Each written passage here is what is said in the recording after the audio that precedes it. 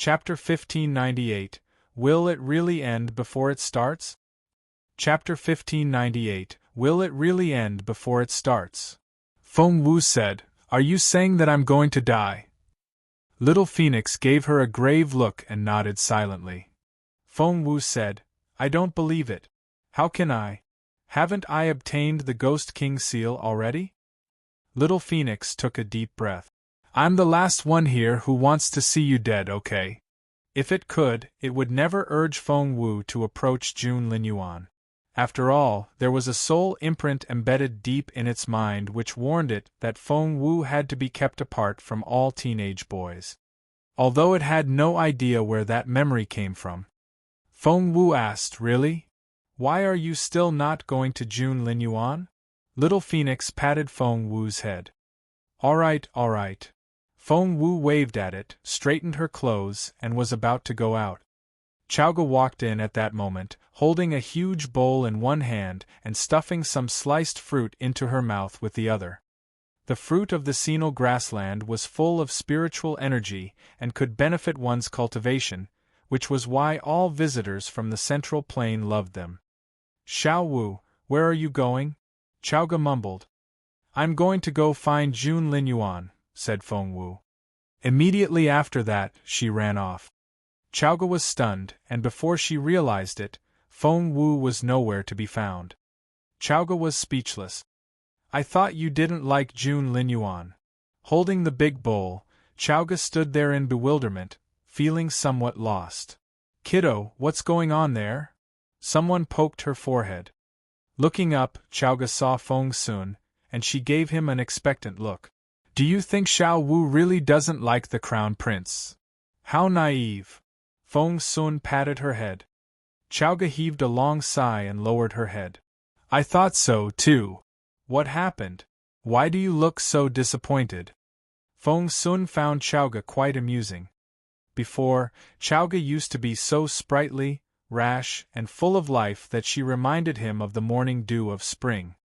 He had never seen her so crestfallen.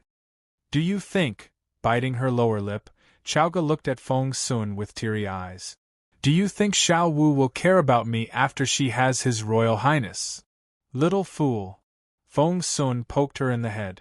What on earth are you thinking? Is Xiao Wu the type who will ignore her friend because of her man? Chaoga felt disappointed and sad. But I won't be Xiao Wu's top priority anymore, will I? Feng Sun rubbed her little head grumpily. They're both proud people, and they haven't told each other their true feelings yet. Isn't it a little too early to worry about that? Maybe it'll be over before it even starts. Chaoga's eyes lit up when she heard this. Really? Is it possible that they'll be over before anything starts? Feng Sun, don't lie to me. She held his hand tight and sounded excited. Feng Sun didn't know what to say. This girl. Back when the campsite was established, Jun Linyuan's tent was put right next to Feng Wu's. Therefore, Feng Wu was outside Jun Linyuan's tent in just a moment. However, Granny Gong gave Feng Wu a wry smile. Miss Wu, His Royal Highness isn't here. She was happy to see Feng Wu coming to Jun Linyuan. Huh. Feng Wu scratched her head. Where is he? Granny Gong shook her head with a wry smile. His Royal Highness never tells his servants his whereabouts. Chapter 1599, I'm a cat, I have 9 lives. Chapter 1599. I'm a cat, I have 9 lives. Feng Wu recalled her life and death tribulation, and she had to ask, Granny Gong, do you know where he went? Granny Gong gave her an apologetic look.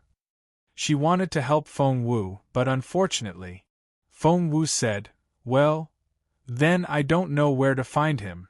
Granny Gong nodded. Feng Wu scratched her head. That was very bad news. Is Mr. Feng with Jun Linyuan? That was her last hope. Granny Gong shook her head with a wry smile. I see, disappointed. Feng Wu lowered her head and left without another word. Granny Gong was glad to see how disappointed Feng Wu was. Miss Wu really likes His Royal Highness. She was so disappointed to hear that he wasn't here. Xiang Tsao, Granny Gong's maid, chuckled. Granny Gong cast a stern look at her. That's not for you to say. Xiang Tsao immediately straightened her back and wiped the smile off her face. But Granny Gong began to chuckle herself. Xiang Tsao was right. Although Miss Wu said many times that she wasn't in love with His Royal Highness, her behavior was more honest than her words. That made sense. With how extraordinary the Crown Prince was, how could any girl not be in love with him? If nothing goes wrong, she'll be our future lady. Understand? Granny Gong glanced at Xiang Tsao and Bei.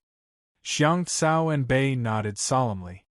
Bei said hesitantly, What about her?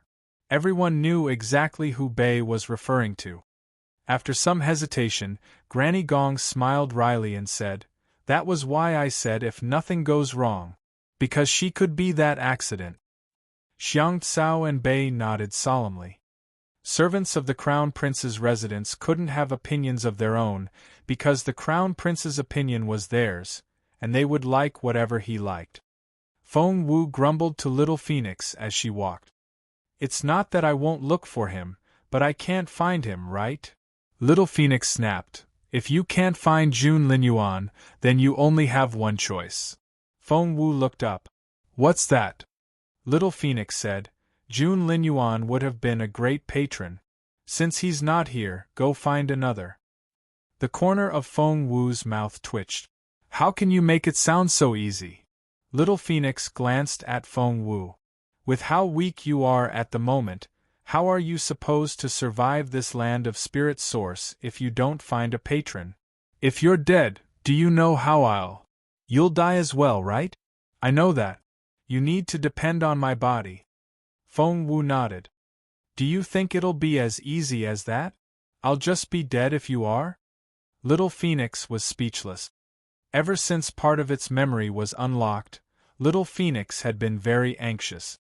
From what it could remember, what it was supposed to do was in stark contrast to what Feng Wu could do with her poor capability. It almost made it despair. If it failed, it wouldn't be the only one who was doomed.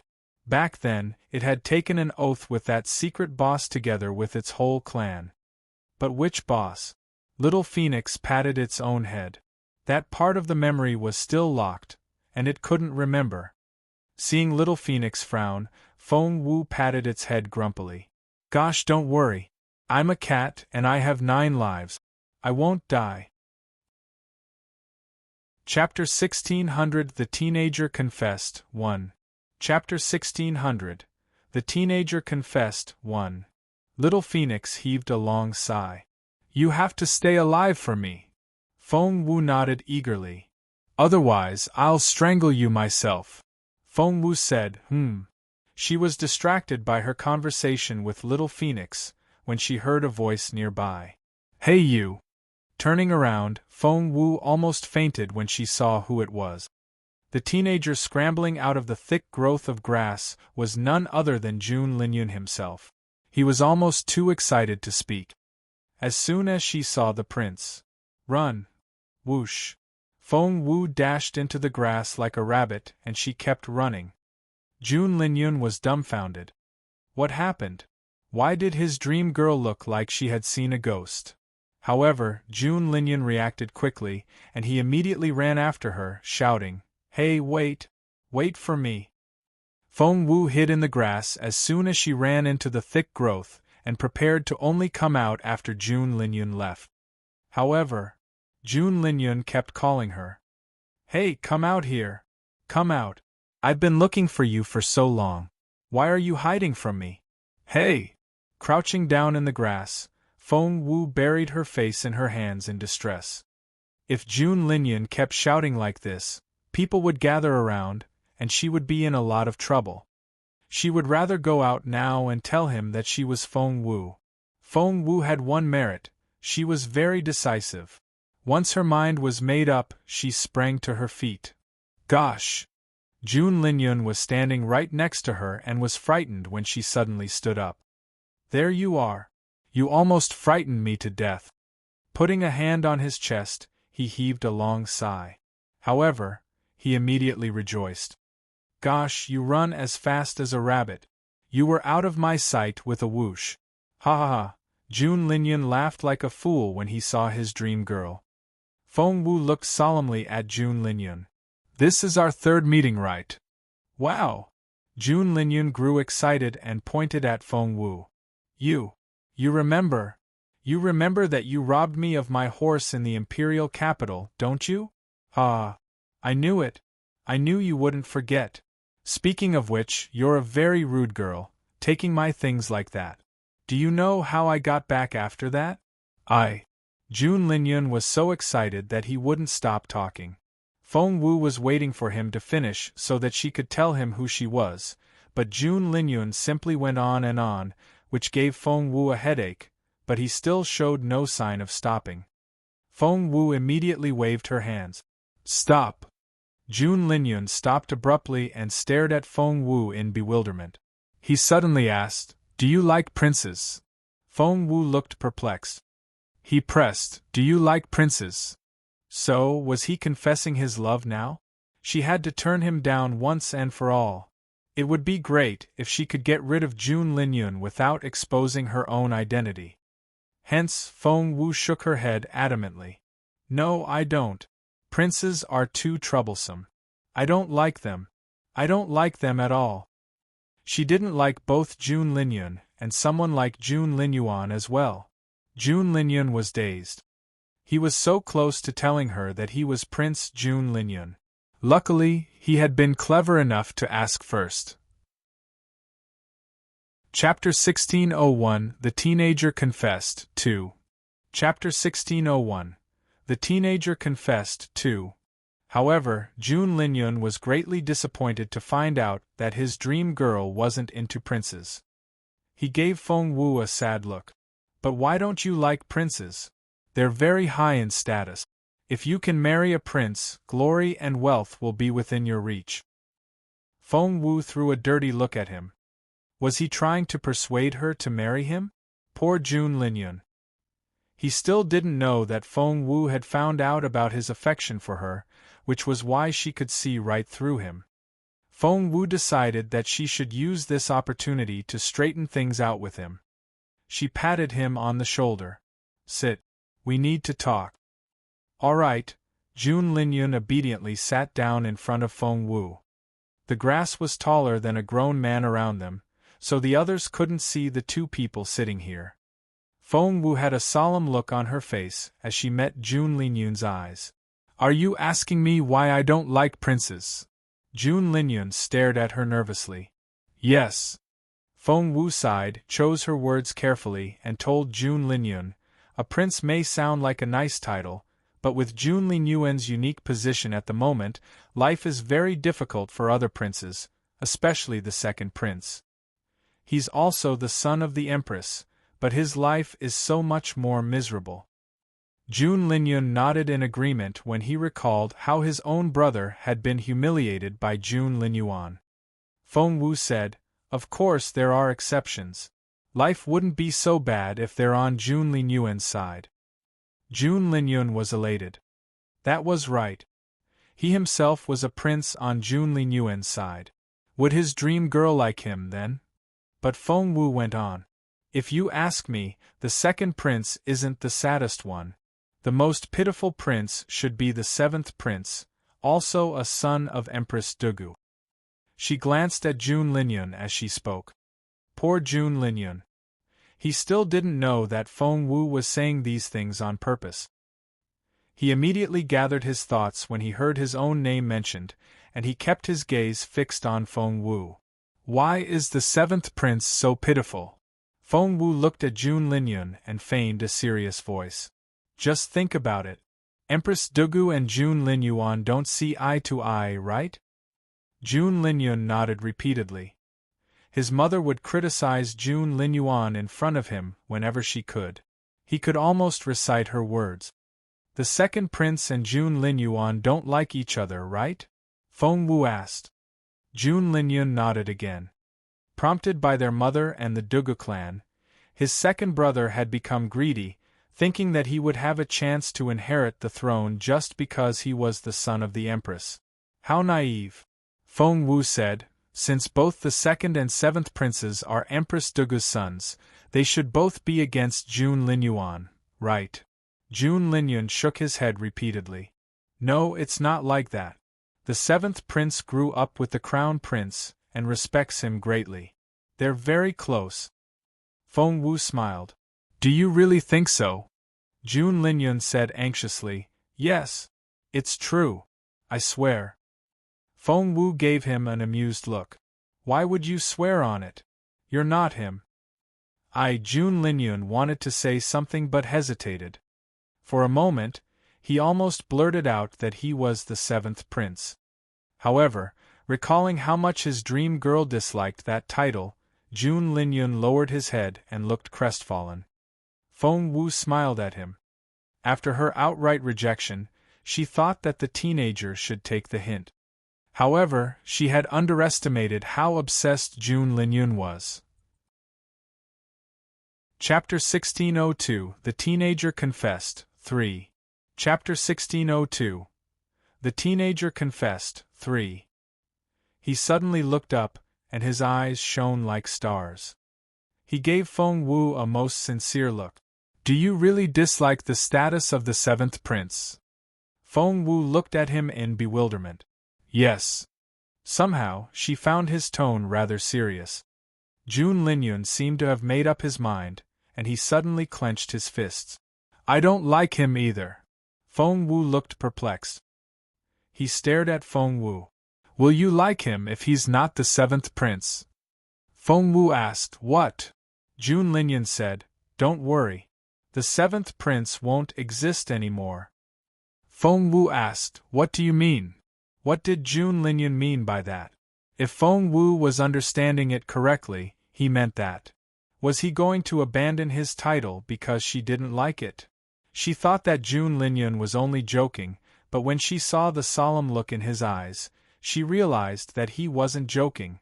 Because of that, Feng Wu had to stop him. Because I am. Feng Wu stopped him before he could tell the truth. How can I possibly like the seventh prince? You're joking.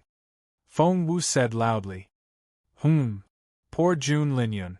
When he finally summoned up his courage to tell the truth, Feng Wu's words stopped him. Staring at Feng Wu, Jun Linyun didn't know what to say.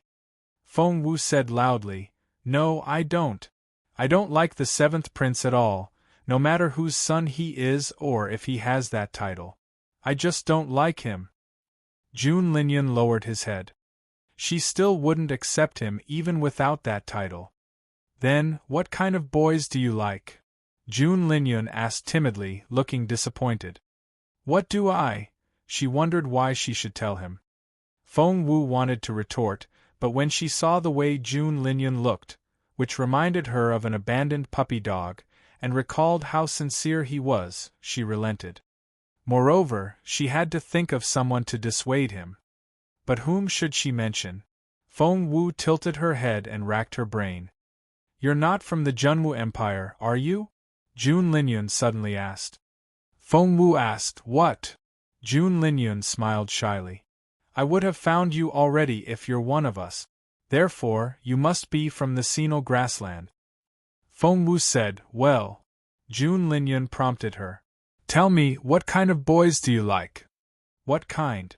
The first face that jumped into Feng Wu's mind was Jun Linyuan. That spectacular, untamed, talented Jun Linyuan. But she decided that she wouldn't describe him. Hence, she chose someone else that she was familiar with to describe to the prince. The boy I like can't be a prince, but he can't be a lowborn either. A young lord would be nice. That way, he can avoid the power strife and live freely, but no one will dare to offend him either. The boy I like has to be tall, handsome, and pleasing to the eye. I won't be able to stand a life spent with someone that doesn't look nice. Chapter 1603 The Teenager Confessed, 4. Chapter 1603 The Teenager Confessed, 4. The boy I like has to have great talent.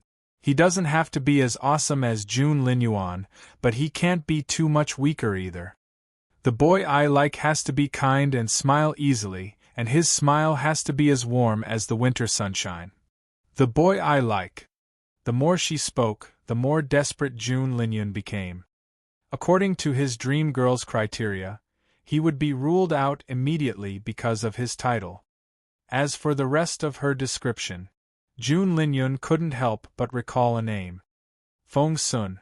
Feng Wu smiled at June Linyun. I heard that your empire has a teenager just like that. I like him a lot. June Linyun had lost all hope. By the way, his name is… Seeing that June Linyun had frozen, Feng Wu chuckled inwardly. One had to know when to give up. Since she had made her refusal so clear, she thought that June Linyun should understand. However, the seventh prince's answer was completely unexpected. I'm Feng Sun. That simple answer struck Feng Wu like a thunderclap. Feng Wu was completely dumbfounded. June Linyun was equally shocked when he realized what he had said. He had just told a lie. Feng Wu gave him a strange look. What did you just say? June Linyun wanted to tell the truth, but he enjoyed it when he saw how shocked his dream girl was. She couldn't be bothered to talk to him before, but judging from her reaction when she heard Feng Sun's name, she had to like Feng Sun very much. June Linyun said involuntarily, I'm Feng Sun. I'm Feng Sun of the Junwu Empire. That's me. Feng Wu looked perplexed. June Linyun nodded solemnly. Feng Wu asked, Feng Sun? Which Feng Sun? She decided that she would give him a chance and forgive him if he said that he was another person. However, June Linyun didn't take that chance. One lie would usually be followed by many more. June Linyun clenched his fist. Feng as in wind, and Sun as in waterside. Feng Wu didn't know what to say. She stared at June Linyun, thinking that he had lost his mind. She couldn't understand why he would pretend that he was Feng Sun.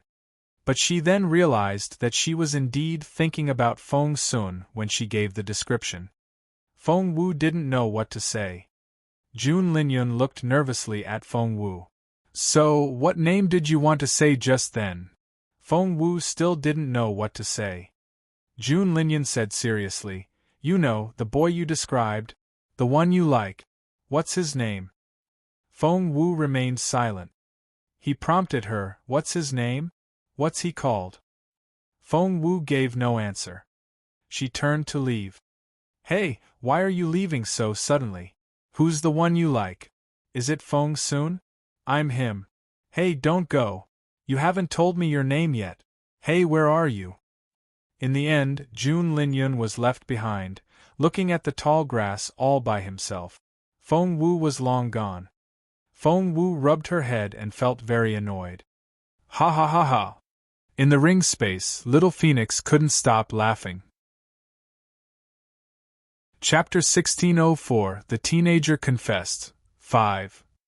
Chapter 1604 The Teenager Confessed 5. Feng Wu rolled her eyes at it. How can you still be laughing? Little Phoenix said, Ha ha ha ha, why is this prince so dumb? He called himself Feng Sun? Ha ha ha ha. Feng Wu rolled her eyes again. Little Phoenix went on laughing. Laugh again and I'll give you to June Linyuan. Feng Wu threatened with a dark face. HNG, Little Phoenix stopped laughing abruptly. For some unknown reason, it had a natural fear of June Linyuan. After rummaging through its memories, it still couldn't tell why. Subconsciously, it believed that June Linyuan was a lot more than the crown prince of the Junwu Empire. Feng Wu was still talking to Little Phoenix, when someone suddenly bumped into her. Ouch! The figure tried to run past Feng Wu but was immediately thrown backward. Feng Wu had been talking to Little Phoenix and didn't pay much attention to the activity around her.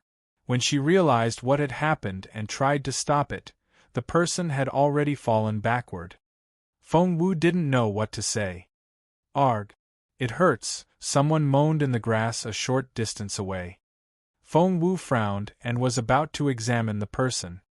She didn't think that she was capable of knocking someone away. In fact, she didn't believe that she had run into anyone at all. They were bounced off when they didn't run into her, but they appeared to have been injured. How interesting! At that thought, Feng Wu narrowed her eyes. Lady Tung, are you all right? Feng Wu heard a familiar voice. Looking up, she saw that it was indeed an acquaintance. It was Princess Sapphiro. She walked up to them in a hurry and helped the woman, whom she called Lady Tung, to her feet, looking rather anxious. Lady Tung, are you all right? Can you stand? Sapphiro shouted loudly, as if she feared that no one could hear her. They were quite close to the core area of the campsite, so her voice alarmed many people. Jun Wuxiao, Jun Wuyu, Mrs. Dugu, Mrs. Zhua, and the noble ladies of the Sinal grassland were at a gathering held by Empress Dugu. Empress Dugu frowned when she heard the voice, and she gave Queen Thai, who sat right next to her, a confused look. Queen Thai was Chieftain Sinal's official wife and Sapphiro's own mother. She was a reserved and taciturn figure that seldom came out to meet guests. That's Sapphiro. Squin, go find out what happened, Queen Thai said with a frown. Squin was Queen Thai's senior maid. Hearing the order, she nodded, bowed at Queen Thai, and slowly backed out. You go have a look as well, Empress Dugu told Suyao, her senior maid. Just then, Mrs. Zhua rose to her feet. Your Majesty, would you like me to go have a look as well? Empress Dugu nodded. Mrs. Zhua thought that she had heard Feng Wu. When she went out, she saw that it was indeed Feng Wu, together with Sapphiro. She was elated to see that the two girls were confronting each other. Mrs. Zhua was confident that there was a conflict. As expected, Mrs. Zhua could hear Sapphiro's angry yelling. Feng Wu, what do you mean by this? Do you think so highly of yourself just because you're a princess? You can knock people down just because His Majesty and the chieftain favor you? Sapphiro glared at Feng Wu, looking very aggressive. Feng Wu narrowed her eyes. Chapter 1605 The Teenager Confessed 6. Chapter 1605 The Teenager Confessed 6. Sapphiro pointed at Feng Wu. I don't care who your patron is. I only know that if you knock someone down, you should apologize. You. Come over here and apologize to Lady Tung now. Facing the sun, Feng Wu narrowed her eyes. She didn't say anything, but the mocking in her eyes couldn't be any more apparent. Sapphiro ranted for a while, but Feng Wu remained silent. She even smirked at her, which only irritated Sapphiro further. Sapphiro snorted. What's that look in your eyes? Do you think we're swindlers? Feng Wu gave Sapphiro a half-smile, as if she had seen through Sapphiro's pretense. Sapphiro was furious. Feng Wu was indeed very calm and clever. She didn't fall into the trap so easily. Sapphiro shot Lady Tung a warning glance. Lady Tung was Chieftain Sinal's new favorite. Her skin was as white as snow. She seemed almost too fragile for her clothes, as if a wind could blow her away. Chieftain Sinal couldn't be any more fond of her these days. Seeing Sapphiro's glance, Lady Tung nodded slightly. Suddenly, she gripped her belly and whimpered, "Ouch, my stomach! It hurts so much!" A lot of people had already gathered around. When they saw Feng Wu standing there with her hands behind her back and Lady Tung looking so helpless, they already picked sides. When Lady Tung started crying prettily with her pale face, almost everyone pitied her. They found Feng Wu so heartless. Princess Feng Wu, that wasn't nice at all. She knocked the lady down, she did. I saw it with my own eyes. Shouldn't she apologize for what she did? Instead, she looks like she isn't scared of anything. That's outrageous. That's right. Princess Feng Wu is too proud, but I guess that's understandable. If any of you can cook food that can make people break through in their cultivation, and if you can gain His Majesty's and the chieftain's favor, you'd be proud, too. Of course, I admire the fact that the food she cooks is filled with spiritual essence, but she's so arrogant now. Well, she has His Majesty and the chieftain behind her, along with His Royal Highness. She can do whatever she wants in this campsite. I heard that even Princess Jun Wuxia has to avoid her. Forget the princess. Even Empress Dugu has to let her be. Gosh. Even Empress Dugu can't do anything about her? Princess Feng Wu has risen so high. No wonder she's so proud. Hearing the gossip, Mrs. Zhuo was elated. She and Mrs. Dugu had been telling people to spread rumors about Feng Wu these days. It seemed that it was taking effect. But Mrs. Zhuo hadn't expected Feng Wu to play into her hands. Feng Wu was still too young.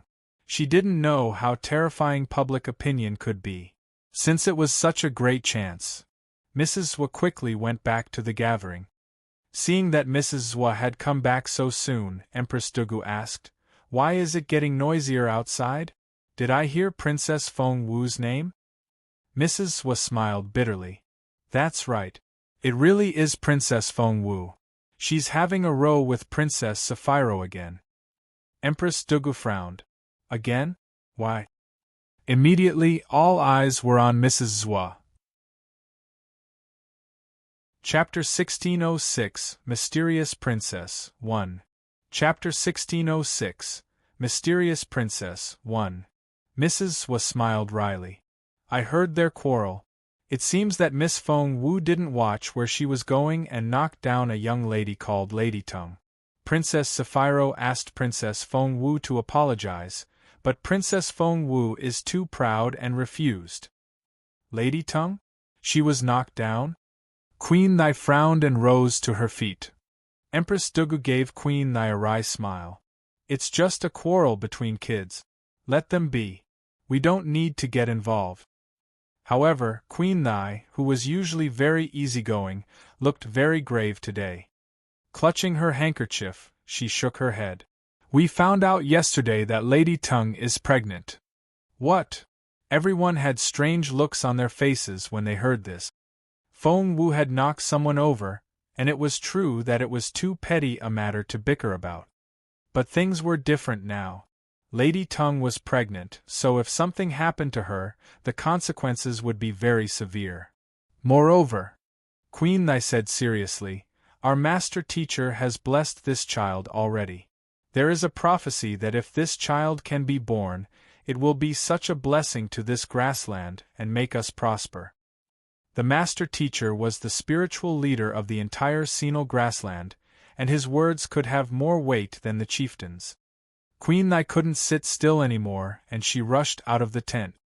Empress Dugu and Mrs. Zhuo looked at each other, overwhelmed by this piece of good news. Fortune was indeed on their side this time. Sapphiro was already shouting anxiously when they all ran outside. Lady Tongue, how are you doing? Please don't frighten me, Lady Tongue." "It hurts so much my stomach," Lady Tongue clutched Sapphiro's hand. "Save me. Save my child." Feng Wu frowned slightly, because she could see that something was wrong with Lady Tongue. Sapphiro stared at Feng Wu. "Lady Tongue's baby has received a prophecy from the master teacher himself. It's going to be the son of our grassland, and the light and hope of our people. If we lose this baby, Feng Wu, the people of the grassland will tear you to pieces." Immediately, everyone looked at Feng Wu with complicated feelings. They wouldn't feel this way if Sapphiro was the only one who resented Feng Wu, but if all the people of the grassland hated Feng Wu, even the chieftain wouldn't be able to save her. There was no doubt that Feng Wu would be killed. Feng Wu stepped out. "Let me see Lady Tongue." There seemed to be something wrong with Lady Tongue. Sapphiro pushed Feng Wu away and shouted, "Feng Wu, what do you want? Haven't you harmed her enough? Do you want to kill her?" Feng Wu smirked. "If you want her and her baby to live, you better hand her to me now. Otherwise, if she dies and people find out what happened, Sapphiro, you'll have to answer for it." "Huh!" Sapphiro smirked. "Don't try to blame it on me. If anything happens, it's all your fault." Feng Wu nodded. "If it's like you said and I should be blamed for everything that happens to Lady Tongue, why should I kill her? Tell me, what grudge do I have against her?" Sapphiro said, "You. How am I supposed to know? It's all your fault." Chapter 1607, Mysterious Princess, 2. Chapter 1607, Mysterious Princess 2.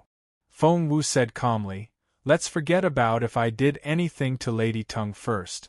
Right now, the most important thing is to save her. She's really not doing well. Keep stalling like this and you'll get her killed." Sapphiro smirked. "Stop pretending. She's like this because you knocked her down. How can I possibly hand her over to you? Plus, do you think you're some sort of master medicine refiner? Don't make me laugh." Feng Wu frowned. It seemed that Sapphiro really was going to put it off until Lady Tung died. That way, she would be able to blame everything on Feng Wu. Empress Dugu stared at Feng Wu and looked very angry. After casting a stern look at Feng Wu, she said, "Go fetch Master Chu." She then shot a warning glance at Suya. "Yes, Your Majesty." Suya went off to carry out the order. She had served Empress Dugu for many years, so she understood the Empress perfectly well. Although Empress Dugu had given an explicit order to find Master Chu, what she meant was to stall as long as possible. She didn't want Master Chu to save Lady Tung. Because the Empress had the same purpose as Sapphiro. They both wanted Feng Wu to take responsibility for Lady Tung's death. But someone else was watching Empress Dugu. Chaoga and Qiuling had rushed over. While Chaoga was staring at Sapphiro, Qiuling had noticed Empress Dugu's gesture. Qiuling quietly slipped away before she reached Feng Wu. She turned around and ran off. "Master Chu! Master Chu!" While Suya was delaying her search and looking everywhere else, Qiuling arrived first, grabbed Master Chu, and dragged him away. After eating Feng Wu's roast meat earlier, Master Chu was working happily now to turn the spiritual essence into his own that he would need for his breakthrough. Young Feng Wu really was amazing, Master Chu thought to himself as he wrapped up his work. How long had he been stuck in his bottleneck? There was a time when he thought that he would never make another breakthrough in his life. When he activated his spiritual essence earlier, however, he realized that his stubborn bottleneck had loosened a little. Even someone as level-headed as Master Chu almost jumped up and down. What an amazing girl Feng Wu was. Although it was something she cooked up casually, to him it could transform his life. Master Chu was still feeling very grateful to Feng Wu when Qiuling rushed in. Grabbing Master Chu, she dragged him toward the door. "Master Chu! Master Chu! It's my mistress! She's in trouble! Help!" Qiuling had been with Feng Wu all the time, so Master Chu immediately recognized her. And her mistress was Feng Wu. Master Chu was feeling so grateful to Feng Wu at the moment that he didn't know how to begin to repay the favor. So, his eyes immediately widened. What happened? Who's picking on Xiao Wu? Qiuling arrived at the scene late, but she had heard almost everything on her way there, so she immediately repeated it to Master Chu. Master Chu was already on Feng Wu's side and he glowered. "That Sapphiro brings nothing but trouble. Come. Hurry. Let's go to her." After figuring out where Feng Wu was, the anxious Master Chu sped up. Soon, he left Qiuling far behind. Over on the other end, Suya was still wandering around, when she looked up and saw a figure rush past her. "Arg!" Suya cried out in astonishment. "Isn't that Master Chu?" But she hadn't gone to Master Chu yet. How did he find out about this? Chapter 1608, Mysterious Princess 3. Chapter 1608, Mysterious Princess 3.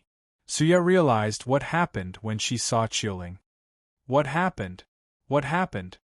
Master Chu yelled. People made way for Master Chu when they heard his voice. Seeing Feng Wu, Master Chu immediately asked, "Do you need me to treat her?" Feng Wu nodded.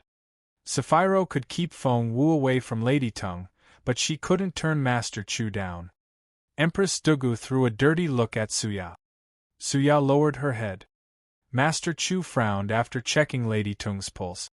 "How is she?" Feng Wu asked. Master Chu shook his head. "I'm not sure." Feng Wu looked perplexed. Master Chu gave her a wry smile. She's indeed pregnant. There's no doubt about that. Sapphiro shouted, What do you mean? Did you think that Lady Tongue faked the pregnancy? How dare you? Everyone around them accused Feng Wu with their eyes and shook their heads. That was an outrageous idea. But there's indeed something strange about the fetus. Master Chu frowned a little. It's quite peculiar. Feng Wu frowned. What? Master Chu said, After all my years as a physician, this is the first time I've seen such a thing. It's very strange indeed. Seeing that Master Chu was friendly to Feng Wu, Sapphiro deemed him an enemy. She immediately said, The master teacher said that Lady Tung's child will be the future son of our grassland. You just aren't lucky enough to see it. Master Chu glanced at Sapphiro but didn't say a word. Feng Wu said calmly, Master Chu, you can't tell how the baby is doing, but you're sure about Lady Tung's condition, right? Master Chu nodded. Feng Wu frowned. How is she doing now? Master Chu said, Lady Tung, you've been sacrificing yourself for the fetus. You have abdominal cramps and numb hands and feet from time to time, am I correct? Immediately, everyone stared at Lady Tung. Even Queen Thai looked surprised. Sacrificing herself for the fetus. Lady Tung's face was drained of all color. Holding her belly, she shook her head, looking terrified. Master Chu remained unperturbed and said seriously, You have to take a herb known as sunleaf grass, and you have to eat it raw. Otherwise, you'll feel an itchy and prickly feeling all over your body, as if you're being bitten by 10,000 ants. Am I right? Pressing her hands to her stomach, Lady Tung shook her head repeatedly. No, no. Feng Wu smiled. No? Then what have you been hiding in your hands all this time? Immediately, all eyes were on Lady Tung. Lady Tung looked even more terrified. She did nothing but shake her head and sob. Do you think we won't search you? Feng Wu smirked. Meanwhile, Lady Tung seemed to have reached her limit. She swayed and fell backward. Lady Tung! Lady Tung! Sapphiro shouted in great agitation. She looked up and yelled at Feng Wu, You killed Lady Tung! Feng Wu, you killed her! Crossing her hands behind her, Feng Wu smiled but didn't say anything. Princess Ranmil is here. Make way. Just then, they heard a melodious voice. Princess Ranmil. Feng Wu noticed that as soon as that name was mentioned, people of both the Junwu Empire and the Sino Grasslands stirred. She had the feeling that it was an important person. She thus glanced at Granny Gong in bewilderment. Chapter 1609 Mysterious Princess 4 Chapter 1609 Mysterious Princess 4 Granny Gong was a veteran maid, and this wasn't her first time visiting the grassland, so she had to know something. But this time, she avoided Feng Wu's eyes. She avoided her. Feng Wu narrowed her eyes involuntarily and found it rather odd. However, as the head maid in charge of the daily affairs in the Crown Prince's residence, Granny Gong reacted quickly. After a brief moment of awkwardness, she was back to her normal self. Granny Gong quietly walked to Feng Wu's side and said in a low voice, This Princess Ranmil is the most special figure on the Sino grassland. Legend has it that she's the embodiment of the moon goddess and can communicate with the eternal sky. Feng Wu asked, What? Granny Gong went on, But it's true that she can control the essence of grass and wood, and she has amazing medical skills. Here on the Sino grassland, she's known as the young holy physician. Feng Wu said, Really? Granny Gong added, It's said that she was born on an eternal night day, and a luminous bead appeared in the sky because of her birth, and lingered there until the sun rose again 3 days later. Princess Ranmil is the pearl and messiah of the grassland. All the grasslanders worship her. She's as untouchable as a goddess. She's pure and kind. Common herdsmen don't dare to look her in the eye when they meet her, and will only kiss the grass she walks on. So, Granny Gong reminded Feng Wu in a solemn tone, "You must be very careful and cautious around Princess Ranmil." Feng Wu narrowed her eyes. Did such an innocent, harmless, and pure girl really exist in the world? By then, Princess Ranmil had arrived. "Sister!" Sapphiro jumped to her feet in pleasant surprise when she saw Ranmil. She yelled, "Sister, come here quickly! They're killing Lady Tongue here. Come here!" They were both princesses. While Sapphiro was jumping up and down anxiously, Ranmil remained as noble as a goddess. She seemed to walk at a quick and graceful pace when she actually wasn't that fast at all. Meanwhile, everyone seemed amazed by her elegant and innocent demeanor. She seemed to have a pure air about her, which drew all attention. Moreover, she had a unique and faint scent on her which was pure and cool. Even Emperor Wu, who had arrived late, couldn't help but feel attracted. "What's wrong with Lady Tongue?" Ranmil had a beautiful voice, which gave everyone the impression of beads landing on a plate. Sapphiro was about to speak, when Ranmil gave a little wave to silence her. Sapphiro had been on edge, but when her sister was around, she acted so obedient, as if she didn't know what anger was. Ranmil frowned after checking the lady's pulse. "Lady Tung's condition is serious. Why are you still stalling? Keep putting it off and both the mother and child will be in danger." Sapphiro said, "Well." Ranmil frowned. "She needs sunleaf grass to relieve the cold energy in her. Quickly, go fetch some sunleaf grass." Sunleaf grass. The crowd was surprised. Master Chu had mentioned that grass earlier as well before Lady Tongue passed out. That was to say, if Ranmil's diagnosis was correct, so was Master Chu's. Embarrassed, Sapphiro kept blinking at Ranmil. Ranmil looked at her in bewilderment. "Sister, is there something wrong with your eyes? Hold on. After I treat Lady Tongue, I'll treat them for you." Chapter 1610. Are you really my sister? Chapter 1610. Are you really my sister? Sapphiro flushed in frustration and wanted to stomp her foot. That dumb girl was always like this. How frustrating! Wait, why do I feel the essence of sunleaf grass nearby?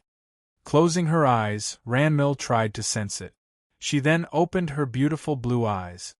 Her gaze fixed on Lady Tung's belly. That was where the essence of grass and wood she sensed was coming from. As expected, Ranmil raised her slender hands and soon found 3 sunleaf grass stems in Lady Tung's hands. Ranmil immediately frowned. "This is strange. If you have the essence of sunleaf grass on you, why don't you ingest it? Why let yourself suffer so much?" Everyone had strange looks on their faces when they heard what Ranmil said. Her words indirectly confirmed what Master Chu said. And what Master Chu said indirectly confirmed Feng Wu's innocence. That is to say, Lady Tongue passing out had nothing to do with the fall. It means that Lady Tongue knew the sunleaf grass she was holding could treat her, but she still kept it secret. And it means that this thing had nothing to do with Princess Feng Wu. So, Lady Tongue was framing Princess Feng Wu? And that means those around Emperor Wu were anything but dumb, and they figured it out almost immediately. Sapphiro looked embarrassed. After everything she planned, her younger sister had exposed everything. But she couldn't retort to her sister, because that was Princess Ranmil, the beloved savior of the grassland whom everyone loved. She was the embodiment of the legendary holy goddess of the moon. Ranmil tapped her fingers, and the essence of grass and wood floated out of the sunleaf grass. The luminescent green light jumped onto Lady Tung's fingertips, limbs, and body. It danced all over her. Everyone stared in astonishment. They had never seen such a treatment method before. Even Feng Wu narrowed her eyes. She can control the essence of grass and wood. This Princess Ranmil really is incredible. Little Phoenix was perched on Feng Wu's shoulder before she realized it, and it narrowed its eyes like Feng Wu. "You see it too?"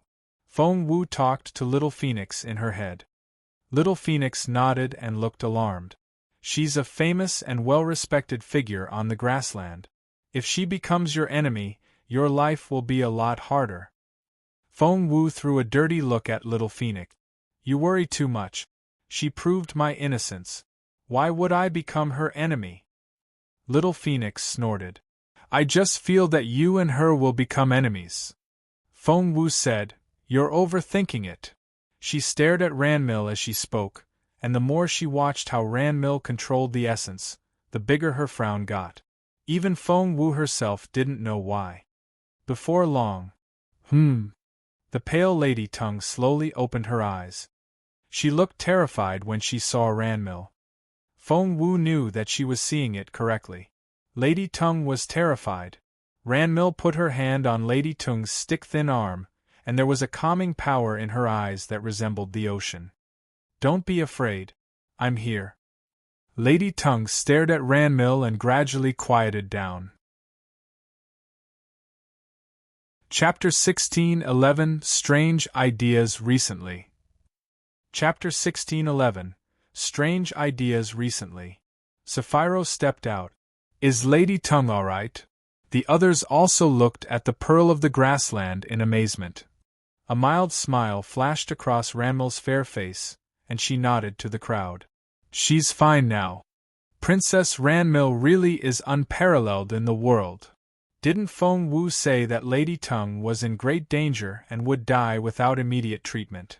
But as soon as Princess Ranmil got to work, she was cured. She didn't need to take any medicine. That means that Princess Ranmil is a much better doctor than Feng Wu. Feng Wu saved Her Majesty the Empress Dowager a few times before, so I was impressed. Now it seems that she's nothing compared with the princess. Let's see how proud she can be from now on. Of the noble ladies who came here this time, Empress Dugu and the Empress Dowager were the most influential ones, and they had already expressed their preferences. They didn't like Feng Wu. They really didn't. So, even if the noble ladies were genuinely impressed by Feng Wu, they would still trash her when needed, for the sake of staying correct. Ranmil promptly left after that, taking all the praise with her. Poor Feng Wu, she was trashed for nothing. Feng Wu didn't know what to say. That came out of nowhere. I pity you. Little Phoenix laughed at Feng Wu. Feng Wu threw a dirty look at it. This would never have happened if you hadn't pulled me out of bed early this morning to find Jun Linyuan. Little Phoenix smirked. As long as they still want you dead, trouble like this will keep coming. You can't just avoid it as you like. Feng Wu narrowed her eyes. Actually, she agreed with Little Phoenix. That was indeed a clever trap planned by Sapphiro. If she really wants to set me up, there will always be another opportunity. Little Phoenix asked, Are you sure it's only Sapphiro? Feng Wu said, Lady Tongue is definitely her accomplice. I don't know what Sapphiro gave her to persuade her to take part in something so dangerous. Little Phoenix smirked. Are you sure they're the only two? Feng Wu's eyes flickered. What do you mean? Little Phoenix snorted. Aren't you supposed to be very clever? Don't you know that the ones to benefit most are usually the most likely suspects? Feng Wu said so. Little Phoenix snorted but didn't say anything else. After all, its young master was still too kind and was used to seeing the best in someone. She forgot that to achieve a certain purpose, people could make plans over a very long period of time. Is it that bad? Feng Wu glanced at Little Phoenix. To be honest, this Princess Ranmil strikes me as someone who's kind, pure, smart, and capable. So, you don't trust my instincts then? Little Phoenix felt humiliated. It used to ignore beast kings who prostrated at its feet, but this girl— Wait, beast kings. Little Phoenix patted its own head. It was still too weak to even follow a beast king around. Where did that image of beast kings kneeling around it come from? It had been having quite a lot of strange ideas recently. At that thought, Little Phoenix patted its own head and felt perplexed. Chapter 16:12 She's Missing 1.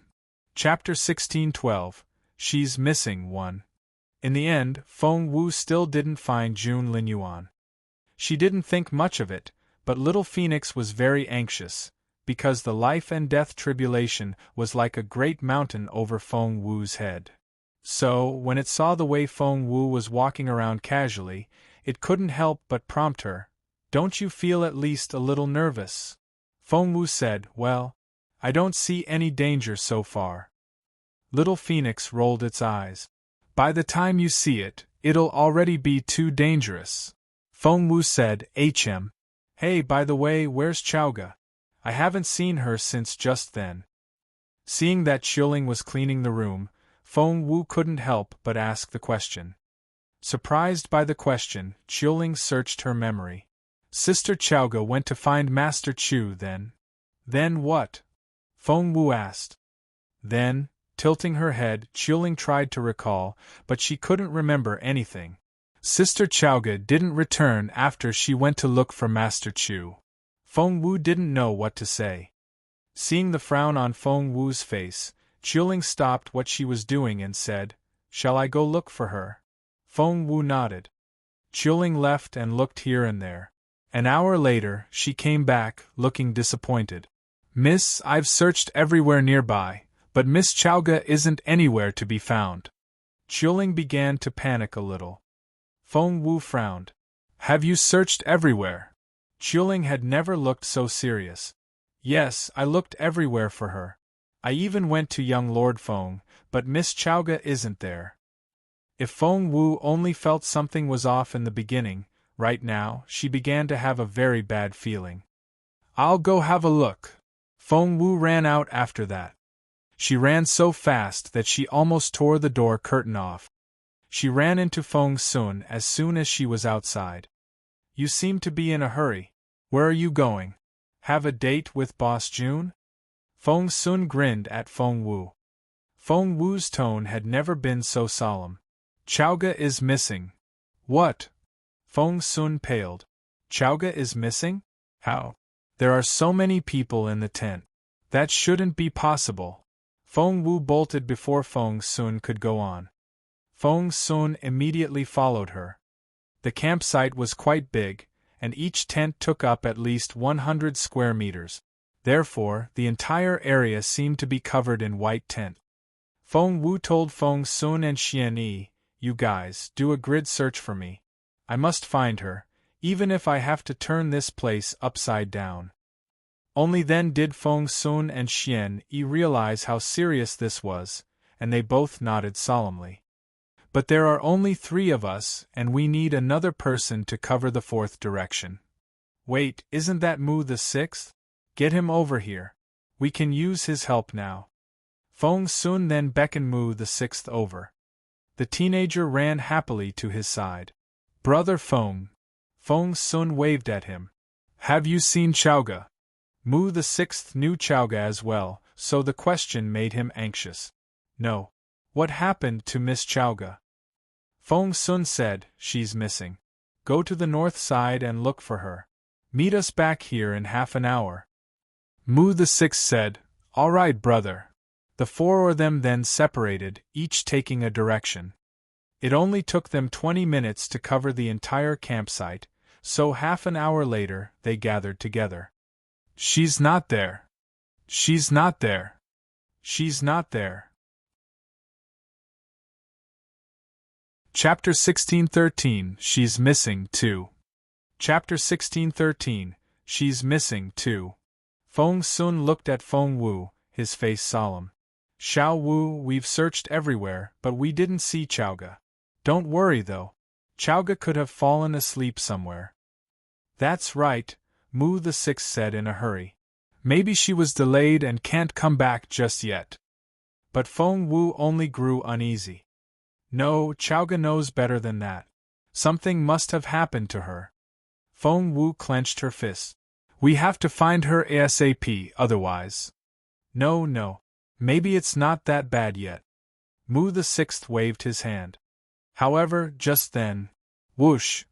There was a flash of white light and a cold blade flew at them. "Watch out!"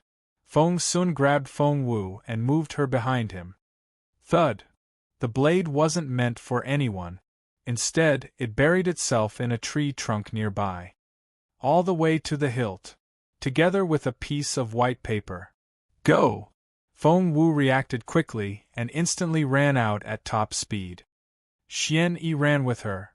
However, that person was gone in a flash. They moved so fast that no one had enough time to react. Xian Yi dashed off after that, moving at an equally unbelievable speed. Feng Sun pulled the blade out of the trunk and yelled at Feng Wu, "There's a note." Feng Wu reluctantly gave up the chase and went back to Feng Sun. She then read the note in his hand. It was a fairly large piece of paper, but there was only one line on it. "I have the person you're looking for." On guard, Feng Wu narrowed her eyes. Chowga had indeed been snatched. Looking down, Feng Wu saw another line slowly appear on the paper. "If you don't follow the instructions, the girl will die." Feng Wu clenched her fists in frustration. Feng Sun frowned. "So, they really have Chowga? Who is this person?" Feng Wu said. Xian Yi went after them. "Let's see if he can bring back some news." But judging from how quickly that mysterious person in black disappeared, Feng Wu wasn't very optimistic. A few minutes later, Xian Yi showed up, holding his sword. "Did you catch them?" Feng Wu and Feng Sun asked the question in unison. Xian Yi's face was so dark that it looked like a stormy sky. He shook his head silently. Feng Sun pooched the trunk in frustration. Rumble! The old tree, which was so thick that 3 people could hold hands around it, was instantly smashed to pieces. Who was that, and what do they want? How dare they do such a thing to us? How dare they? Blue veins popped on Feng Sun's forehead. Feng Wu kept repeating the sentence in her head. "I have her. Follow my instructions." What instructions? Whose instructions? Where's Jun Linyuan? Feng Wu looked at Feng Sun. If Jun Linyuan was here now, this wouldn't be a problem for him. Feng Sun said anxiously, "Boss Jun is expecting a breakthrough any day now, and Feng is accompanying him during his seclusion. As for where he is..." Feng Sun shook his head after giving it some thought. "I'm afraid only Feng knows that." "Is he safe?" Feng Wu didn't realize her tone sounded worried. "This place is rife with danger now, and the spiritual essence can recover at any moment. Those magical creatures can crawl out from underground at any time." Chapter 1614, She's Missing, 3. Chapter 1614, She's Missing, 3. "You don't need to worry about that." Feng Sun waved at her. "With Feng around, nothing can happen." "Is Feng that capable?" Feng Wu asked. "Feng has never lost." Feng Sun looked at Feng Wu seriously. "He doesn't fight often, but no matter who he fights, he has never lost." Feng Wu understood. But she found it rather strange. If Feng was so unfathomably capable, he should be an influential figure himself. Why would he willingly stay by Jun Linyuan's side as a mere steward? What was the secret behind it? However, Feng Wu shook her head to get rid of the thought. Right now, her top priority was to save Chowga. But how? That night, Feng Wu lay in bed and went back over everything that had happened in the past few days. Since that mysterious person had taken Chowga away to threaten Feng Wu, they knew for sure how important Chowga was to her. Hence, that person had to be her enemy. So, was it an enemy from the Junwu Empire or the Sinal Grassland? If they were from the Junwu Empire, was it Feng Yanfeng? The Zhuo family? The Dugu family? The second prince? Jun Wuxia? Empress Dugu? If they were from the Sinal Grassland, could it be the older prince, Sapphiro, Ranmil, or someone else? At that thought, Feng Wu bolted up from her bed. Since when did she have so many enemies? She didn't think she had done anything. Right at that moment. Knock, knock, knock. There was a rhythmic knock at the door. Alarmed, Feng Wu stared at the door. She jumped out of bed, grabbed her dagger, and walked to the door on tiptoe. She released her spiritual essence and tried to sense the person outside. But she sensed nothing. It was dead silent outside. Feng Wu suddenly opened the door. Outside, she saw the blood-red eyes of a white rabbit as it stared at her. The moon was bright, the night was silent, and the wind was chilly. Anyone would jump when they saw a rabbit with a snapped neck staring at them. Feng Wu narrowed her eyes when she saw the dead rabbit. This indeed looked like a prank. She searched the dead rabbit and sure enough, found a small bamboo tube on its leg. Following the typical script, there would be a note in the tube which would contain an important message. Feng Wu's eyes flickered when she reached out. She paused just before she touched the bamboo tube. Rumble. When she concentrated on her surroundings, she indeed heard the faint sound of breathing. Someone was there. Feng Wu raised her eyebrows a little.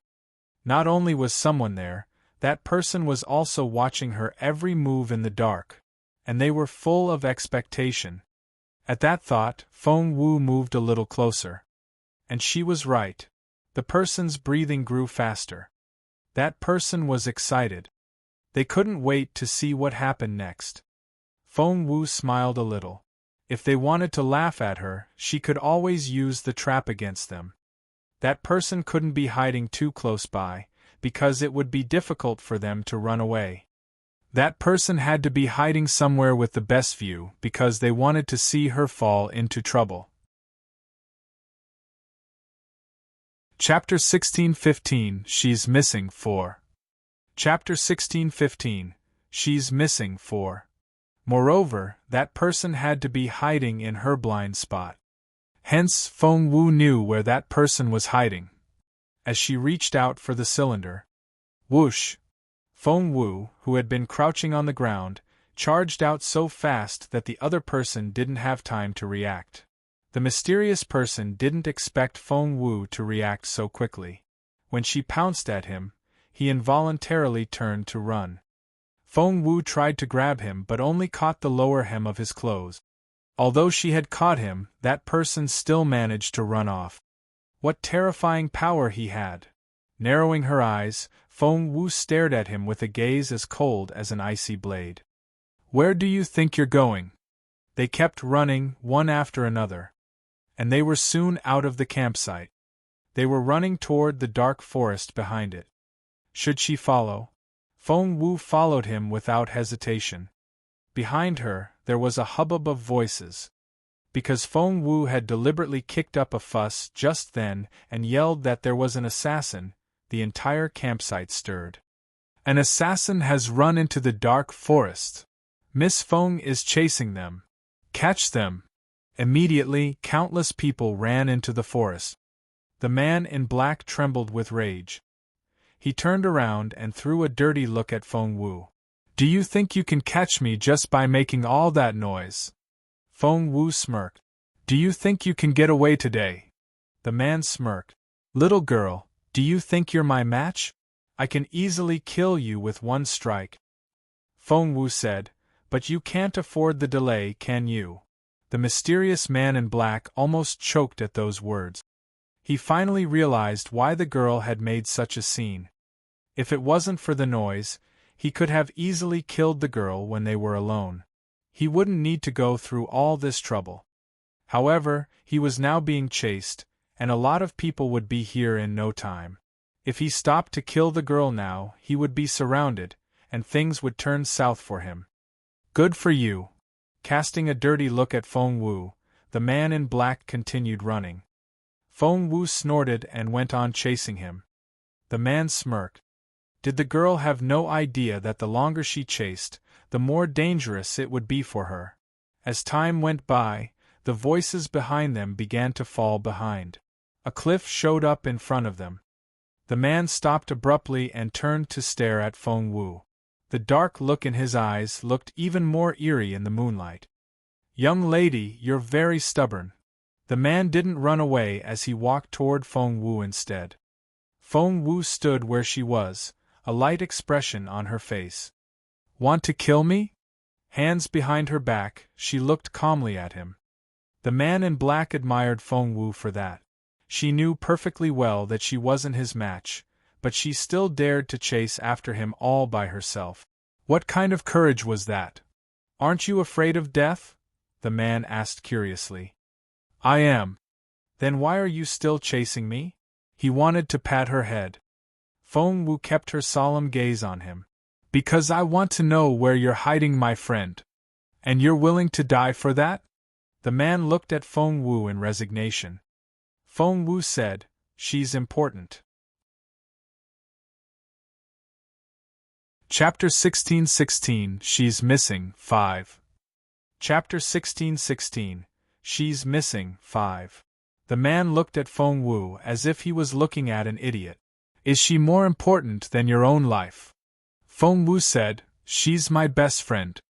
Putting his hands behind his back, the man looked up at the silver moon in the sky, and his expression turned so brooding that his eyes looked like bottomless pits. You know what?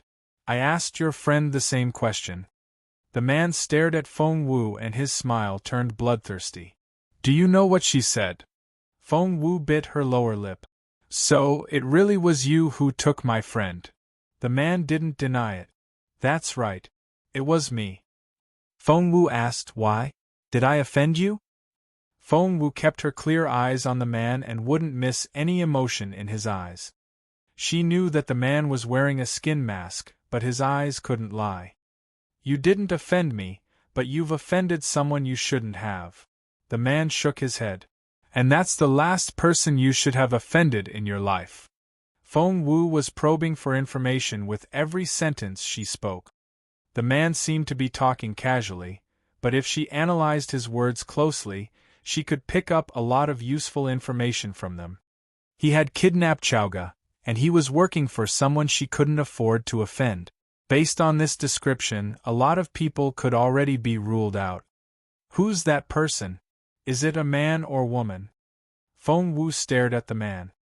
Unfortunately, the man closed his eyes and didn't give Feng Wu any chance to study them. With the mask over his face, Feng Wu couldn't see the movement of his muscles, so she lost the advantage.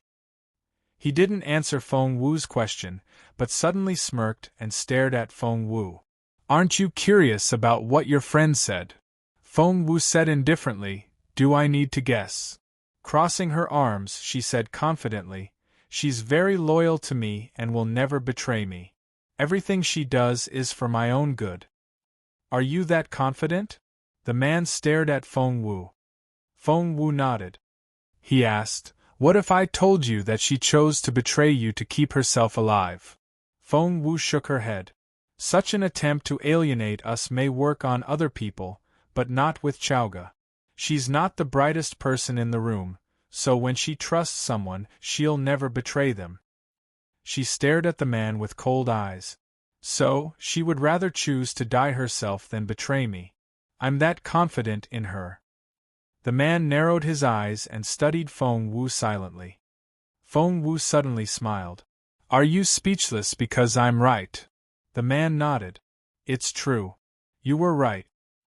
He then heaved a long sigh. I gave her two options when I captured her at the beginning.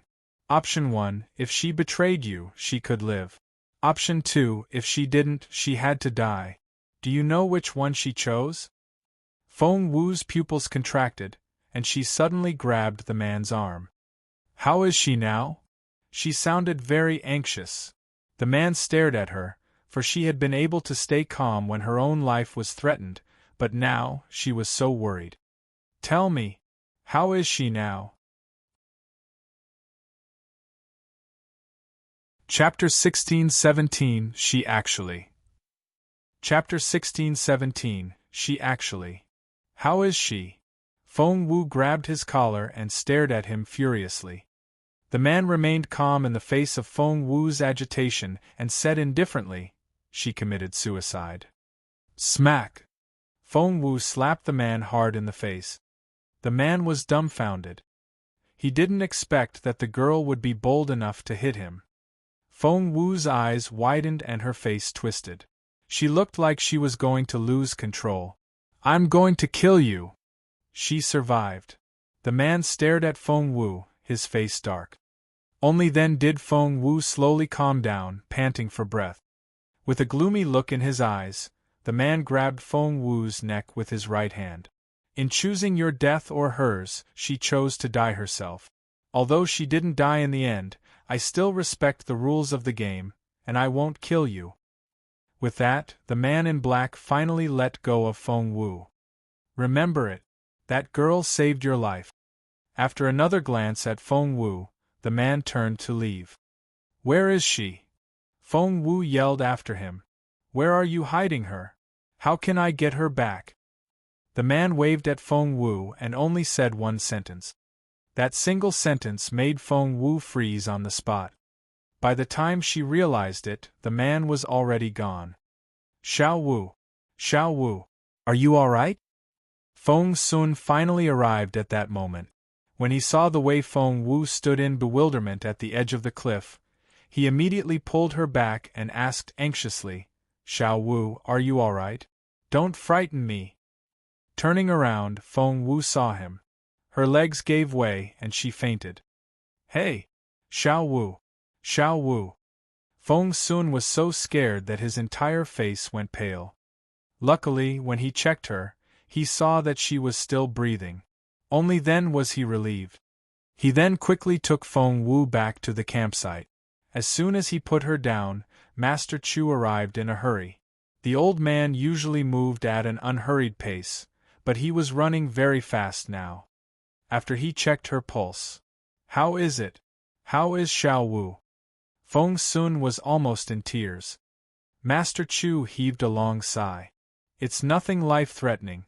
The girl was under a lot of pressure and her emotions fluctuated so much that she passed out. She'll be fine after some rest. He smiled bitterly.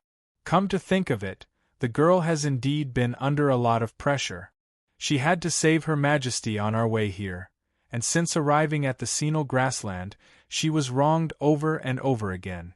She's barely had a peaceful day. No wonder she feels so much stress. What should we do? Feng Sun didn't expect to hear that. He had thought that the girl was as carefree as he was. Soon, word of Feng Wu passing out got around. Hearing that, Emperor Wu was surprised.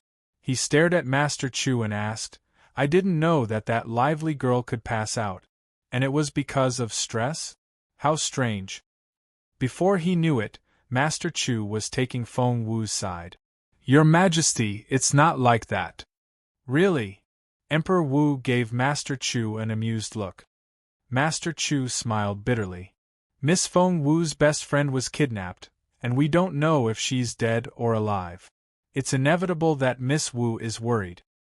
Are you talking about that Chaoga girl? Emperor Wu didn't expect the friendship between the two girls to be so deep. Master Chu immediately nodded. Yes, it's that Chaoga girl. She's been kidnapped, and we haven't received any news yet. She fainted because of a mere girl? Isn't Feng Wu supposed to be able to do everything? Emperor Wu suddenly realized that. Chapter 1618 Unexpected News. Chapter 1618 Unexpected News. Emperor Wu never thought that Feng Wu would fall ill one day. The girl had always struck him as very smart. Just like with Jun Linyuan, nothing ever seemed to baffle her. As it turned out, she also had such a fragile side. The thought finally made Emperor Wu feel pity for Feng Wu. What about that brat, Jun Linyuan? Emperor Wu stared at the others. Granny Gong stepped out and reported calmly, His Royal Highness is cultivating. That immediately rendered Emperor Wu speechless.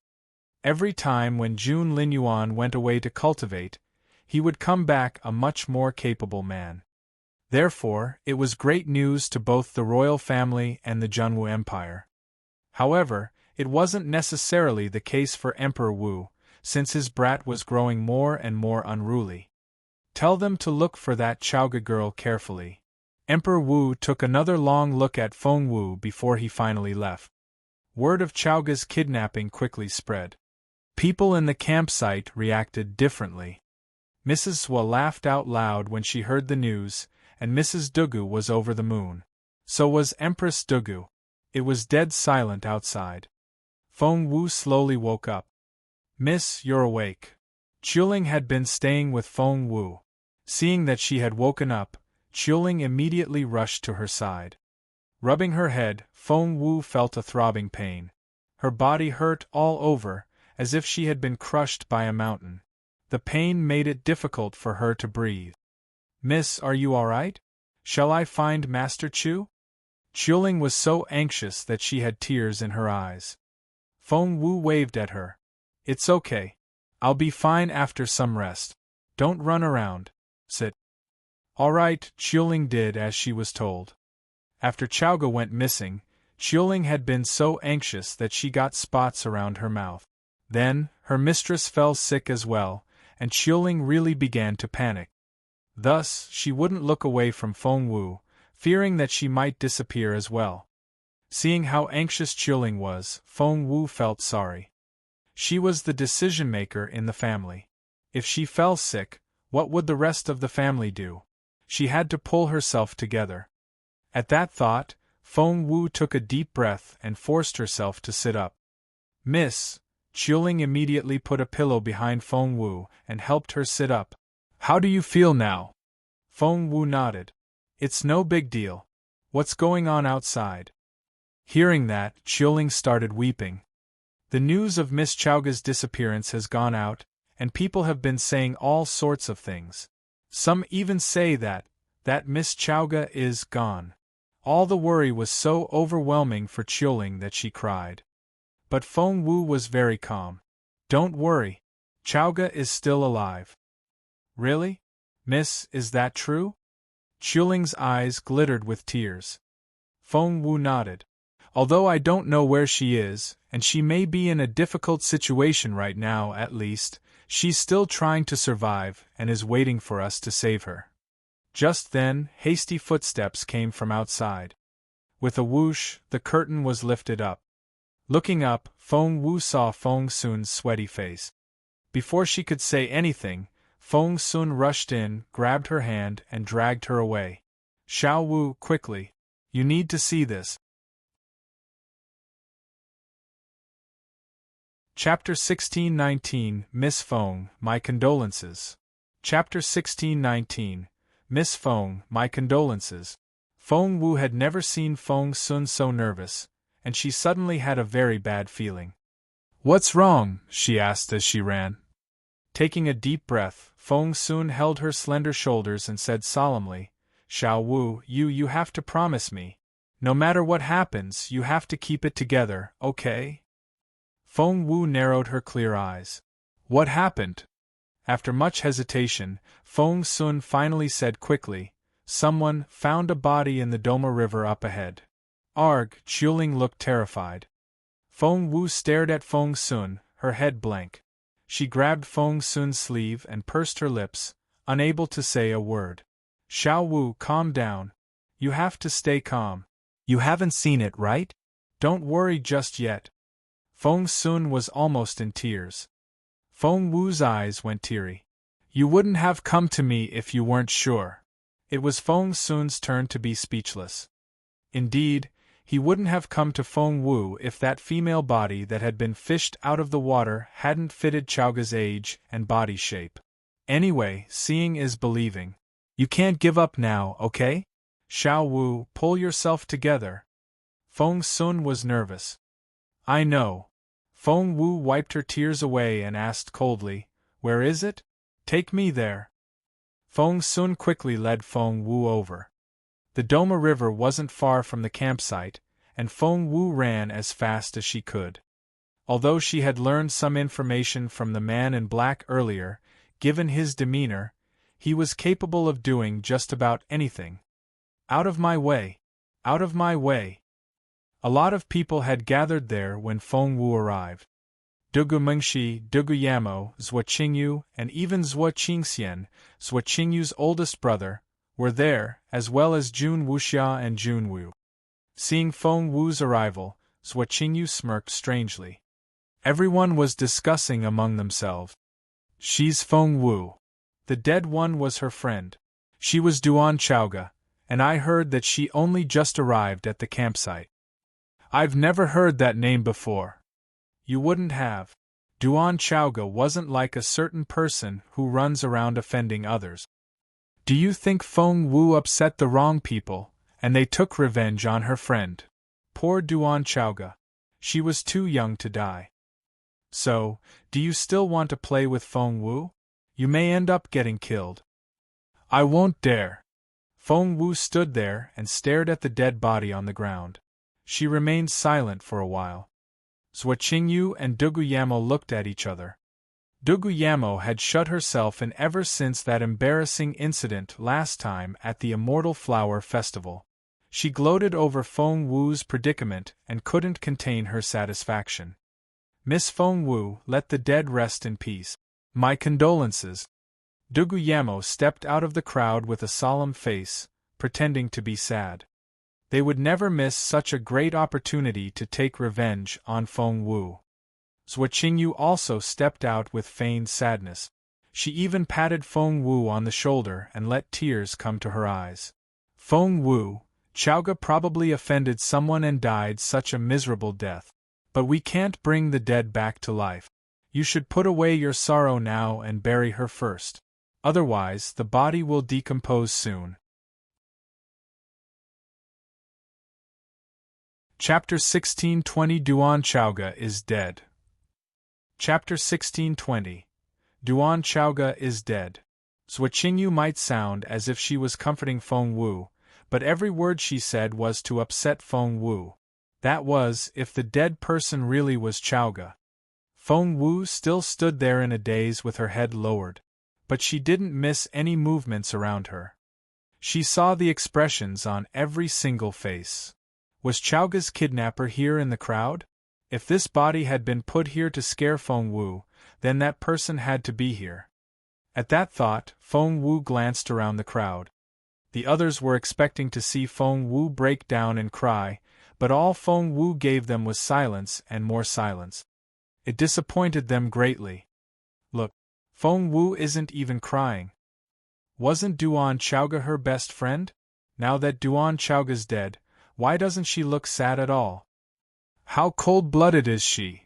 I thought she would at least shed some tears, but her eyes aren't even wet. Even Miss Zhou, an outsider, is crying, but Feng Wu. How can anyone be so cold-blooded? The public opinion was very disadvantageous toward Feng Wu. Duguyamo and the others exchanged looks, and they all looked very satisfied. They were delighted to see Feng Wu being scorned and sneered at.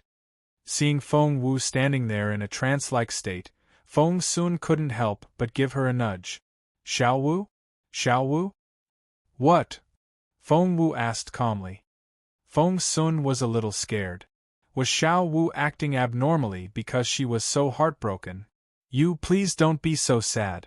Life has to continue, and we have to move on. Feng Sun patted her on the shoulder. That's right. Brother Feng has a point.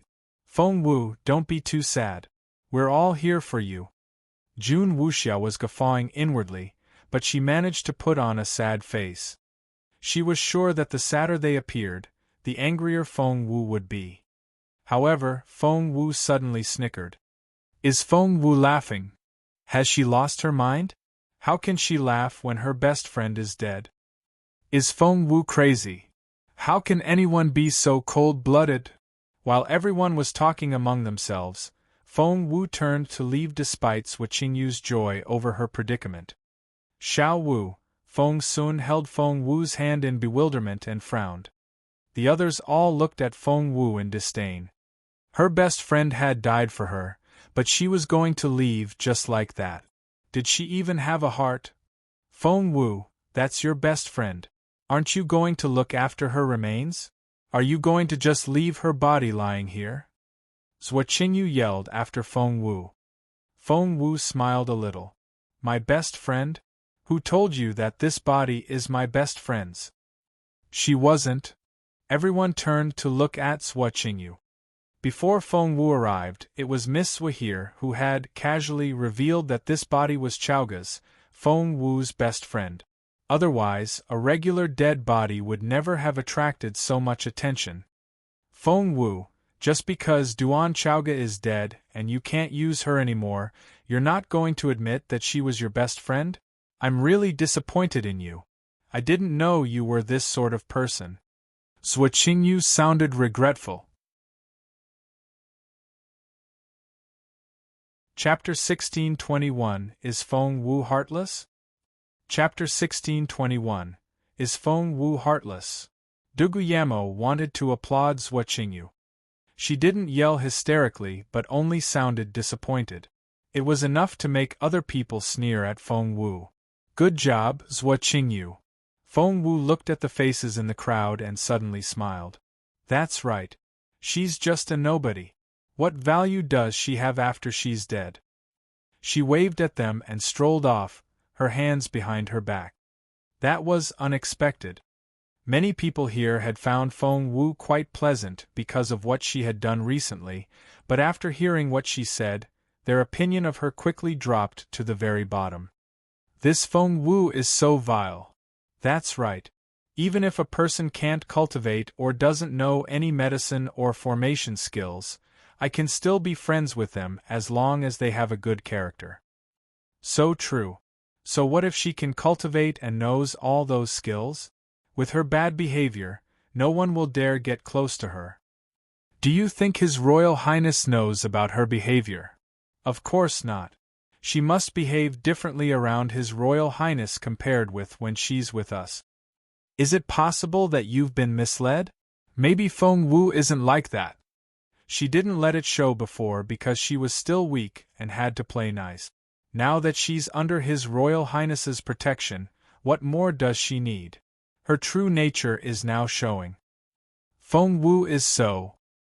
The crowd didn't used to dislike Feng Wu so much, but people tended to follow the crowd, and when Zhuo Qingyu and Du Guillermo steered the public opinion in that direction, it became justified to trash Feng Wu. But two people there didn't think so. One was Qiuling and the other one was Feng Sun. Qiuling had grown up with Feng Wu and knew Feng Wu better than anyone else. She had a very clear idea about the relationship between Feng Wu and Chaoga, so she believed from the very beginning that her mistress was doing this for a reason. Needless to say, Feng Sun trusted Feng Wu. He left after Feng Wu did. The crowd slowly dispersed, but in a corner in the reeds, two people were crouching there and whispering to each other. What do you think? Is Feng Wu really that heartless, or did she notice that it isn't Chaoga's body? Either way, public opinion is against her now. That's right. I didn't expect it to be so easy to smear her name. I thought it would be a lot harder. All humans have their weaknesses, and Feng Wu's is that she's too proud to explain herself. We took advantage of Duan Chaoga's disappearance and found a body in the water, but I didn't expect it to work so well. Humph. So what if Feng Wu behaves well around His Royal Highness? When His Majesty, Her Majesty, and the Empress Dowager hear about her heartless behavior, they won't think highly of Feng Wu. Especially Her Majesty the Empress Dowager. Her Majesty's impression of Feng Wu improved after she saved her several times, but after today, Her Majesty will dislike Feng Wu all over again. I'm still not close with Her Majesty. Qingyu, I'm afraid that you'll have to put in a good word for me. My dear princess, please don't worry. Chapter 1622 The Truth. Chapter 1622 The Truth. Crunch. They heard the sound of someone stepping on the leaves. Who's there? The two crouching girls abruptly turned their heads. Ah! Their eyes widened in astonishment when they saw who it was. Because it was none other than the person they had been talking about, Feng Wu. Jun Wuxia and Zhuo Qingyu sprang up and shrieked in terror. Feng Wu had a calm look in her eyes and a half-smile on her face. Her eyes were like bottomless pits. You. Jun Wuxia pointed at Feng Wu. When did you arrive? What are you doing here? Feng Wu smirked. Didn't the two of you come here 5 minutes ago? That was to say, Feng Wu had arrived before they did, which meant that she had heard everything they said. You, Jun Wuxia glared at Feng Wu. So you heard it all. So what? Everyone is already convinced that you're a heartless person. Feng Wu had a cold look in her eyes. What if your conversation gets out? Ha ha. Jun Wuxia laughed out loud. Feng Wu, how naive can you be? Do you not know how much people dislike you now? Do you think any of them will believe you? Plus, do you have any evidence? So, Feng Wu, how dumb are you to believe that you can threaten us with this? Although they had been caught red-handed, Jun Wuxia and Zhuo Qingyu remained very arrogant. Feng Wu narrowed her eyes and looked unperturbed. It was true, she had been very nervous when she heard the news at first, but she soon realized that according to that man from the night before, Chaoga's life wasn't in immediate danger, so the body couldn't be hers. But if the man in black hadn't put it there, who did? Feng Wu had been studying all the faces earlier. When the other people were accusing her of being heartless, she had looked at all their faces. From the subtle expressions, she was able to guess their thoughts. Jun Wuxia and Zhuo Qingyu were so pleased that they couldn't hide their excitement. Therefore, they were her top suspects. She was right. As soon as Feng Wu walked away, they couldn't help but reveal the truth. Jun Wuxia and Zhuo Qingyu exchanged satisfied smiles. So what if you caught us? What proof do you have? But at that moment they heard voices from the reed. Either way, public opinion is against her now. That's right. I didn't expect it to be so easy to smear her name. I thought it would be a lot harder. All humans have their weaknesses, and Feng Wu's is that she's too proud to explain herself. We took advantage of Duan Chaoga's disappearance and found a body in the water, but I didn't expect it to work so well. One voice belonged to Jun Wuxia, and the other belonged to Zhuo Qingyu. They sounded as real as a record down to the breathing and pauses. Jun Wuxia and Zhuo Qingyu froze on the spot. You! Jun Wuxia stared at Feng Wu so hard that her eyes popped out. She glared at Feng Wu. You! What did you do? Chapter 1623, Why Wouldn't I Dare? Chapter 1623, Why Wouldn't I Dare? Feng Wu chuckled. What can I do apart from record how you and Miss Zhuo are here crouching on the ground and talking about framing other people? I was just playing the audio. You'll soon be able to see the two of you on screen. Recorded. Jun Wuxia and Zhuo Qingyu looked like they had been struck by lightning. Don't tell me you have the spiritual fossil stone. Where did you get that? I remember that we have one in the Imperial Vault, but that's my father's. Crossing her hands behind her back, Feng Wu gave her a half-smile. Is the Imperial Vault the only place that has a spiritual fossil stone? Princess Sapphiro gave me a lot of gifts to express her apology. Of course Jun Wuxia knew about knights now apologizing to Feng Wu with precious gifts, so she believed that explanation. You! Jun Wuxia glared at Feng Wu. What do you want? Talk about going for wool and coming home shorn. That was Jun Wuxia and Zhuo Qingyu's situation now. Jun Wuxia threw a dirty look at Zhuo Qingyu and found the latter a complete idiot. The woman had promised that it was a foolproof plan, but now? Zhuo Qingyu bit her lower lip, but her eyes darted around. Speak. What on earth do you want? Jun Wuxia stared at Feng Wu. Feng Wu raised an eyebrow. Princess Jun Wuxia, don't you want to see yourself crouching on the ground? I can't wait. Shut up. The thought of seeing herself crouching on the ground and speaking those words to Zhuo Qingyu made her feel shameful beyond measure. Tell me, what will it take for you to remove the images in the stone? Crossing her hands behind her back, Feng Wu said, but I don't want to delete the recording. Jun Wuxia stared at Feng Wu. Feng Wu, do you think you can threaten me with that thing? Feng Wu nodded. I can. It didn't take a genius to imagine the damage it could do to Jun Wuxia and Zhuo Qingyu's reputations. Fine. You win. Jun Wuxia took a deep breath and fought down her rage. Her father already wasn't happy with her from what happened before, and had told her to stay in her tent to reflect on her misdeeds. If he heard how she had damaged the imperial family's reputation again, he would definitely remove all her titles. Just say it. What do you want? The threat worked. What she didn't know was that Feng Wu had no such stone, nor had she recorded any images. The two voices earlier had been by Little Phoenix. The ability to mimic voices was a new skill Little Phoenix obtained after it woke up this time. Feng Wu smiled at Jun Wuxia. Slap yourself. Jun Wuxia asked, What? Crossing her hands behind her back, Feng Wu smiled. You and Zhuo Qingyu slap yourselves. Right now. Jun Wuxia stared at Feng Wu. How dare you? Feng Wu raised her chin proudly. I said it, didn't I? Why wouldn't I dare? Jun Wuxia said, You! Feng Wu said, Fine, don't slap yourself. I'll play the recording and save my own reputation. As for you and Zhuo Qingyu. Jun Wuxia was so angry that blue veins popped on her forehead. But before she could make a decision, Zhuo Qingyu moved first.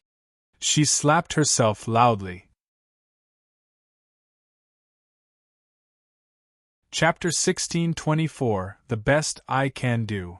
Chapter 1624. The Best I Can Do. There were two more crisp sounds as Zhuo Qingyu slapped herself twice more. Jun Wuxia's eyes were filled with hatred as she glared at Feng Wu. Since she didn't have a choice, Jun Wuxia had to do as she was told. There came the sounds of slaps. Are you satisfied now? Jun Wuxia was so angry that her eyes went red. She was a princess and the daughter of the respected Empress Dugu of the Empire, but now she was being threatened by a nobody. This had to be the most humiliating thing to ever happen to her in her life. But Feng Wu put her hands behind her back and shook her head. Not hard enough. Feng Wu. Jun Wuxia spoke in a threatening voice. Feng Wu gave Jun Wuxia a half-smile. Jun Wuxia drew in her breath. There came the sounds of slaps. Meanwhile, Zhuo Qingyu had been slapping herself obediently. Jun Wuxia had to swallow her rage, and she swore to herself that she would make Feng Wu die a miserable death one day. But right now, she had no choice but to slap herself. Happy now? She glared at Feng Wu. Feng Wu gave her a sympathetic look. My princess, if this is your way of expressing your apology, I think I should show the others the stone. Feng Wu. You've gone too far. Jun Wuxia was almost driven mad. If her rage could burn, she would be on fire by now. Without another word, Feng Wu turned to leave. No. Jun Wuxia knew that as soon as Feng Wu left, she would play the recording. By then, she would become the laughingstock of the entire campsite. No, the entire empire. People would laugh at the royal family, and when that happened, her parents and older brother would probably kill her. Fine. I'll do it. I'll do it. This time, she used her real strength, and she slapped herself as hard as she could, and after a few slaps, there was blood at the corner of her mouth. Her eyes burned with hatred when she stared at Feng Wu, as if she wanted to bore holes into Feng Wu's skin. What an unspeakable shame. There were the sounds of slaps. They filled the air. The sounds of the two girls slapping themselves come one after another, and Feng Wu was very pleased. In the end, their cheeks were so swollen that they looked like pigs. Apart from their faces, their hands were equally swollen. Feng Wu only waved at them when she saw that they were about to faint, and she said grumpily, Jun Wuxia, did you have to be so hard on yourself? Aren't you worried about killing yourself accidentally? Jun Wuxia was furious. Feng Wu told her that she wasn't slapping herself hard enough, but she was now singing a different tune. Unfortunately, Jun Wuxia was too weak to even glare at Feng Wu. Jun Wuxia was about to say something, when Feng Wu waved at her like she was shooing away a fly. Fine, fine. Off you go. Jun Wuxia wouldn't leave. She stared at Feng Wu and said, We had a deal. You said you would give that stone to me. Feng Wu gave her a you idiot look. She never had that stone, so what was she supposed to give to Jun Wuxia? When did I say that I'll give it to you? Feng Wu asked grumpily.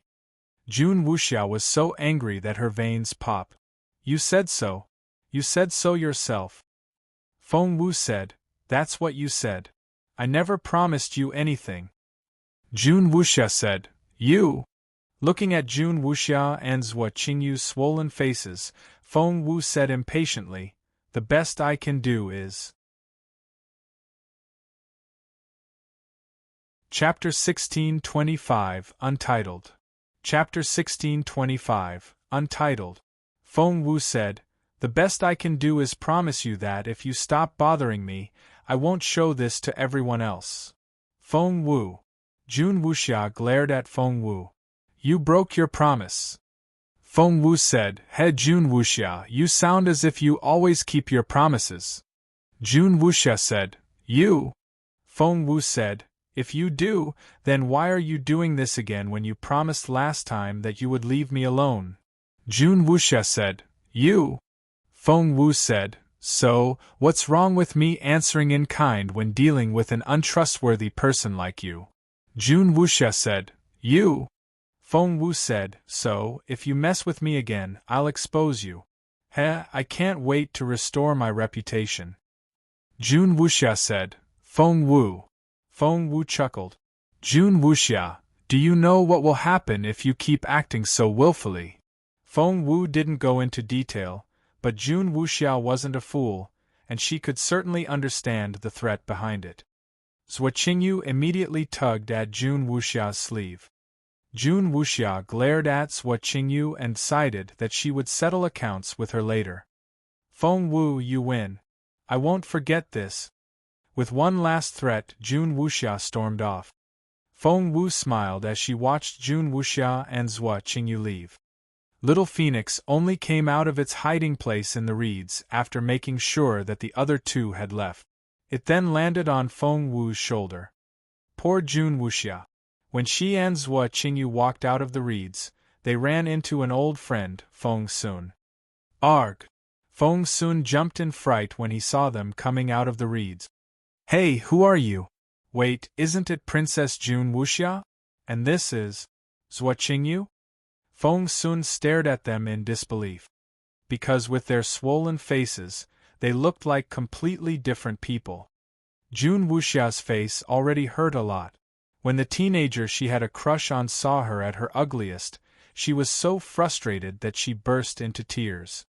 Hey Jun Wuxia! Before Feng Sun could ask anything, Jun Wuxia had run off, crying loudly. Zhuo Qingyu also picked up the lower hem of her dress and hurried off after Jun Wuxia. Feng Sun scratched his head. He couldn't help but ask Feng Wu when he saw her, Xiao Wu, did you give them a hard time again? Feng Wu threw a dirty look at him. What do you mean by give them a hard time? One is a princess and the other is a daughter of the Zhuo family.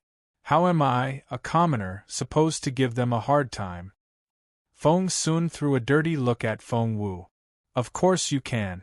With your intelligence, even Her Majesty the Empress Dowager has to tolerate you, let alone the princess. Feng Wu said, Hey Feng Sun, don't drag me down with you. Her Majesty the Empress Dowager still dislikes me a lot. Not necessarily. Feng Sun grinned. From what I've heard, Her Majesty likes you a lot better now. How so? Feng Wu asked. At least she's not trashing you whenever she has the chance, said Feng Sun. Feng Wu said, Is that what you call likes me a lot better? Feng Sun said, Well, it's improving, isn't it? You helped her make 2 breakthroughs. Feng Wu shook her head with a wry smile. If Her Majesty really was a grateful person, she wouldn't still be unaffected after all the help I've given her. She might look like a kind old lady, but deep down, she has a heart of stone. Chapter 1626. Chapter 1626, Untitled. Feng Sun said, Xiao Wu actually, Her Majesty is. Feng Wu waved him off. She's your grandmother. It's only natural for you to take her side, But please don't say nice things about her in front of me, her victim, okay? How could Feng Wu not be angry at her? She wasn't a saint and she had a temper. Anyone would be angry if their kindness was constantly repaid with ingratitude. Seeing that even someone as calm as Feng Wu had lost her temper, Feng Sun raised his hands. All right, we'll stop talking about Her Majesty. Let's change the topic. By the way, did you really slap Jun Wuxia and Zhuo Qingyu? Feng Wu said, no, they did it themselves. Feng Sun asked, did they slap each other? Feng Wu smacked her own head. Hey, why didn't I think of that? I should have told them to slap each other. That way, Zhuo Qingyu might not hold a grudge against Jun Wuxia, but Jun Wuxia would definitely hate Zhuo Qingyu for it. Zhuo Qingyu's life would be a lot harder if that had happened.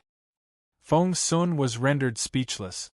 Feng Wu said in resignation, well, I've missed that chance, and Zhuo Qingyu took the easy way out. I'll make a mental note of it and get back at them later. Feng Sun smiled wryly. She didn't give the princess a hard time, but she made it sound like Jun Wuxia was her pet, and she would teach the two of them a lesson whenever she felt like it. Feng Sun said, are you so sure that Jun Wuxia will let you do whatever you want with her? Feng Wu said confidently, they'll have to, unless they want their reputations ruined. Feng Sun asked, do you have something on them? Crossing her hands behind her back, Feng Wu stuck out her chest. I have my ways, so don't you worry. Hey, did you catch the guy? Earlier by the river, Feng Wu and Feng Sun split up. Two people had caught Feng Wu's attention back then.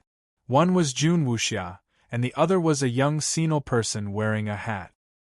He had caught Feng Wu's attention because of the expression on his face when Feng Wu appeared unaffected by the dead body. There was definitely something wrong with him. Therefore, Feng Wu had Feng Sun follow him. How did it go? Feng Wu raised an eyebrow. Feng Sun's eyes lit up and he looked excited.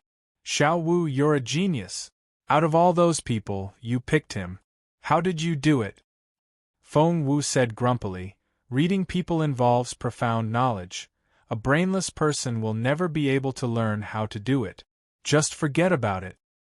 The hard blow rendered Feng Sun speechless. Luckily, Feng Sun was used to feeling defeated since he was little because of how smart Jun Linyuan was, and he wasn't affected by her words at all.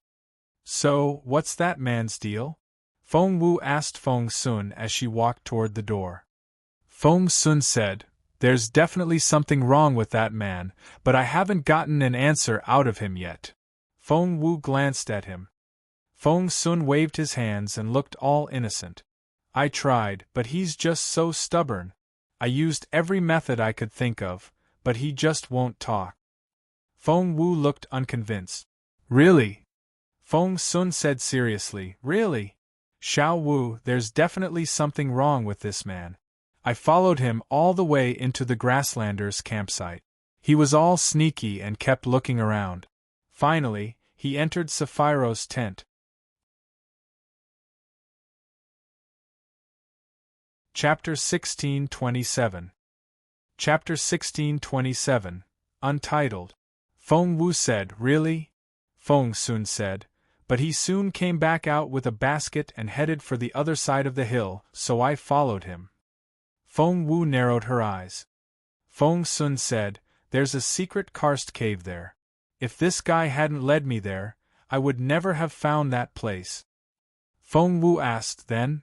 Feng Sun said, after that guy walked into the cave, somehow, he turned around and saw me. Feng Wu looked at Feng Sun in resignation. Feng Sun looked perfectly innocent. I didn't expect him to turn around so suddenly. If I didn't go after him, what if he ran away? Feng Wu said, you idiot. He saw your shadow on the wall. Why wouldn't he turn his head? Feng Sun said, well, you have a point. Then this guy sounded the alarm. Everything happened all at once, and I didn't have time to react. By the time I caught that man with the hat, the other people in the cave had already run off. Feng Wu didn't know what to say. Feng Sun looked troubled. I looked around and saw that there were indeed traces of people living there before, and someone had indeed been held there as a prisoner, but I can't say that it was Chowga. Feng Wu had a strong feeling that she might have lost a lead to find and save Chowga. Without saying another word, Feng Wu quickened her pace. She covered the 10-minute distance in 7 minutes. Where is he? Feng Wu turned around and stared at Feng Sun when she saw the empty cave. Feng Sun looked completely at a loss. I knocked him out before I left and tied him to a pillar in the cave. I thought I had taken all precautions. How could he have possibly escaped? Damn it! It's all my fault. Feng Sun felt very guilty. It was a very important lead in saving Chowga, and Xiao Wu had forced that man to reveal himself at the cost of her own reputation. She had then handed the task to Feng Sun, but he... I'm such an idiot. Feng Sun slapped himself, his eyes filled with guilt. Feng Wu was also anxious, but she calmed down when she saw how worried Feng Sun was. With what had happened, there was no point blaming him. He wanted to help Chowga, but things simply hadn't gone their way.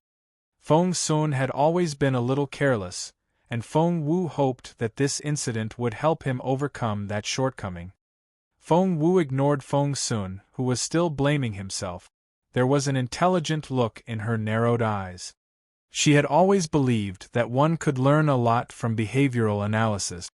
When she looked at the marks around the pillar, she smiled a little. He wasn't going anywhere. Thump! Feng Wu kicked the wall of the cave. Xiao Wu, the cave might collapse if you do that.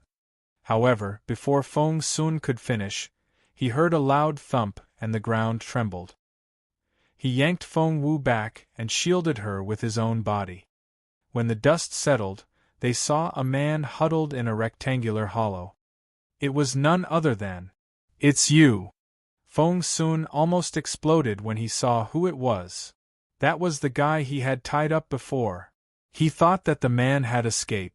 As it turned out, he had been hiding beneath them. You bastard! You tried to trick me! Feng Sun felt like he had just been swindled. Chapter 1628. This shouldn't be Feng Wu's reaction. Chapter 1628. This shouldn't be Feng Wu's reaction. When he saw the teenager with a hat huddled in the small hole, he thought he was going to explode. You didn't run away? Feng Sun smacked him in frustration. The teenager grunted and glanced at Feng Sun, but he wouldn't say a word. You actually pretended to escape. That was bold. With those words, Feng Sun smacked him again.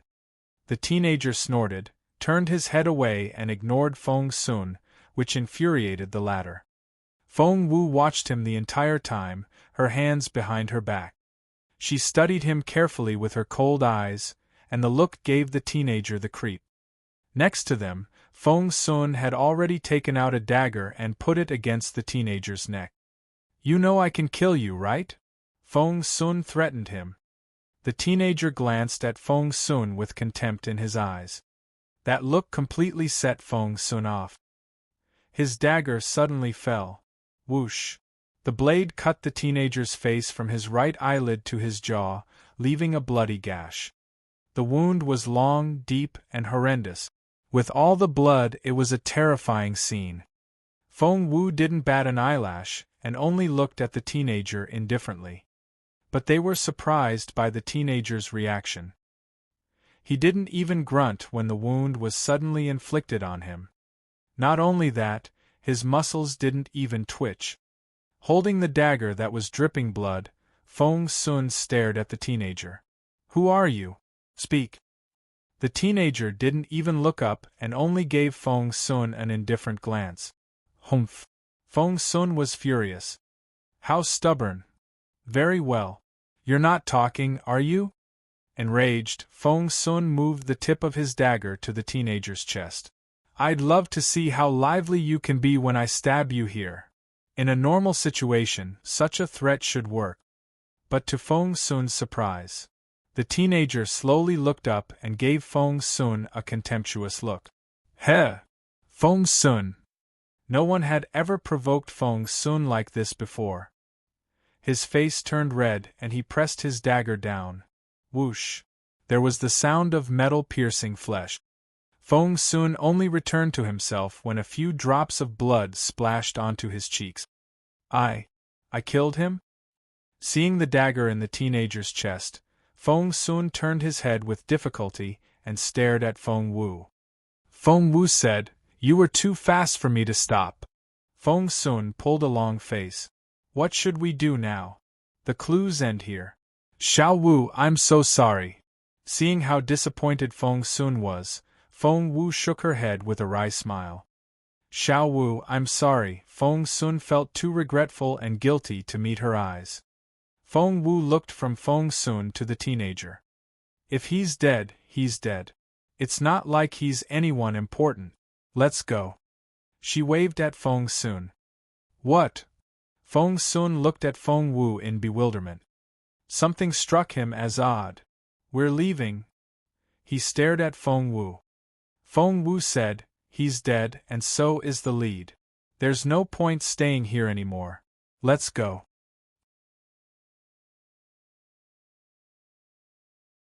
Chapter 1629 Answer in Kind. Chapter 1629 Answer in Kind.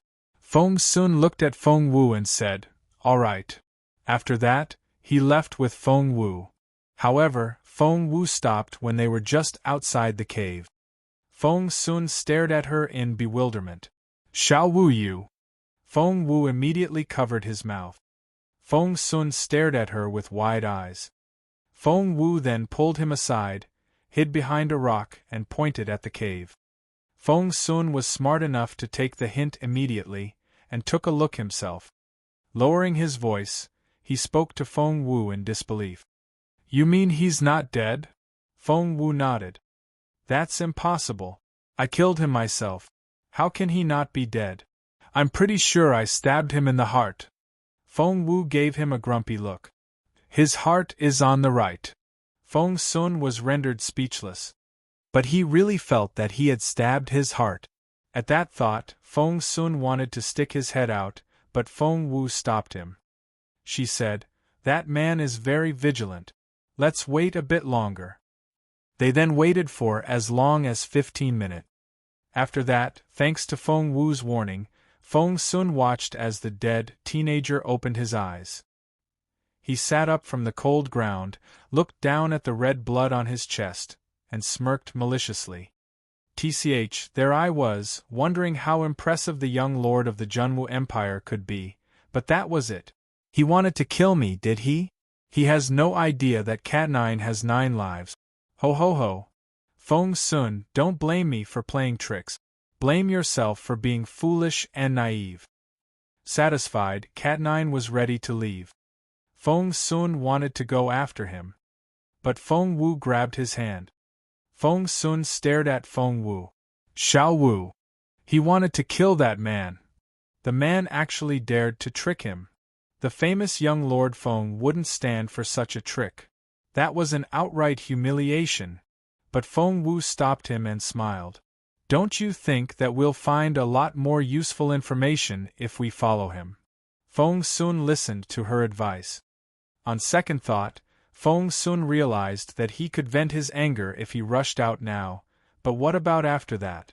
Information obtained from an interrogation might not be true. But if they followed him, they would secretly wait for the right time. They would answer in kind. Don't blame me for playing tricks. Blame yourself for being too foolish and naive. Heh. Feng Sun nodded to Feng Wu and agreed. Hence, Feng Wu and Feng Sun followed Cat 9 through the giant karst cave. Poor Cat 9. He could never have expected that someone would see through his fake death. No one had ever discovered it after all these years. Relaxed and relieved, Cat 9 let his guard down as he strolled casually through the cave. It looked like a plain cave, but one would realize how the passage meandered once they started walking through it. Feng Wu memorized the route quietly as they walked. Soon, she had a map of the cave in her head. She thought, luckily, we have Cat 9 as a guide. Otherwise, we could easily get lost in here. Just then, suddenly. Chapter 1630, She's Right. Chapter 1630, She's Right. Just then, suddenly, they heard footsteps ahead of them. Taking Feng Sun to hide behind a rock nearby, Feng Wu focused and listened. Cat 9, what took you so long? A cold female voice rang out. Gosh, don't get me started. I was almost killed. Cat 9 waved at her. Killed? Are you all right? Cat 9 gloated. Of course I am. You know me, I have 9 lives. Teehee, that young lord of the Junwu Empire is an idiot. He really thinks I'm dead. I fooled him just like that. Ha ha. Did you offend a young lord of the Junwu Empire? Yes, I did. Big deal. He's so dumb that he deserves it. Anyway, he thinks I'm dead. Ha ha. Feng Sun was so angry that he wanted to jump out and punch him. An idiot? Dumb? How dare he use such words? It was too much for Feng Sun to bear, and he was furious. Feng Wu immediately stopped Feng Sun and shook her head. She then mouthed, Think about the big picture. They still have Chaoga. The thought of Chaoga immediately made Feng Sun stop. However, he still clenched his fists in anger, and blue veins popped on the back of his hands. All right. Since you've faked your death once, don't use this face anymore. You may ruin the master's plan if they see you again. Cat 9 said, Don't you worry. Just leave it to me. By the way, where's master? Feng Wu's stomach lurched. Their master had to be a very useful piece of information. Master has their own thing to do, and I don't know when they'll show up. But master left instructions that you should stay with Princess Sapphiro for the time being and follow her orders. All right. Cat 9 nodded. And there's that hostage. Look after her when you can. Don't let her die. All right. Cat 9 nodded. Where is she now? She's right. The hostage. Both Feng Wu's and Feng Sun's stomachs lurched, and their pupils contracted. That hostage had to be Chaoga. It had to be. They were about to reveal it. Say it now. Clenching her fists, Feng Wu stared at Cat 9. She's right. The woman changed the subject. Someone will take you there when you go to Sapphiro. It's not easy to get into that place. I see. Cat 9 nodded at the woman. I'm off then. They nodded at each other and went their separate ways. Feng Sun turned to Feng Wu. Xiao Wu, what do we do now? Feng Wu looked at him. You follow that woman. Since she could assign tasks to Cat 9, she must be a more senior member in their organization. As for Cat 9, Feng Wu was worried that Feng Sun would lose control and kill Cat 9. Feng Sun smiled wryly. I promise you that I won't do anything reckless. Feng Wu then ran after Cat 9, while Feng Sun followed the teenage girl wearing a red cape. Cat 9 had no idea that Feng Wu was following him, and he was humming a tune as he walked. When they reached a secluded corner, Cat 9 suddenly disappeared. Feng Wu frowned a little. This wasn't supposed to happen. She had been holding her breath. There was no way that Cat 9 could have detected her. So, where did he go? Feng Wu's gaze swept over the smooth cave wall. Nothing seemed out of place at first glance, but she realized that something was off when she studied it again. Chapter 1631. Chapter 1631, Untitled. A section of the stone wall looked particularly smooth. It looked like it had been touched many times. This slight detail didn't escape Feng Wu's eyes. Something definitely wasn't right here. When Feng Wu slid her fair hands across the smooth wall, she could feel the hidden inscription formations behind it. Had it been something else, Feng Wu might not know what to do, but it was a formation, and the opportunity almost seemed tailor-made for her. Feng Wu was about to push the door open and enter when, whoosh! She heard a noise from behind the wall.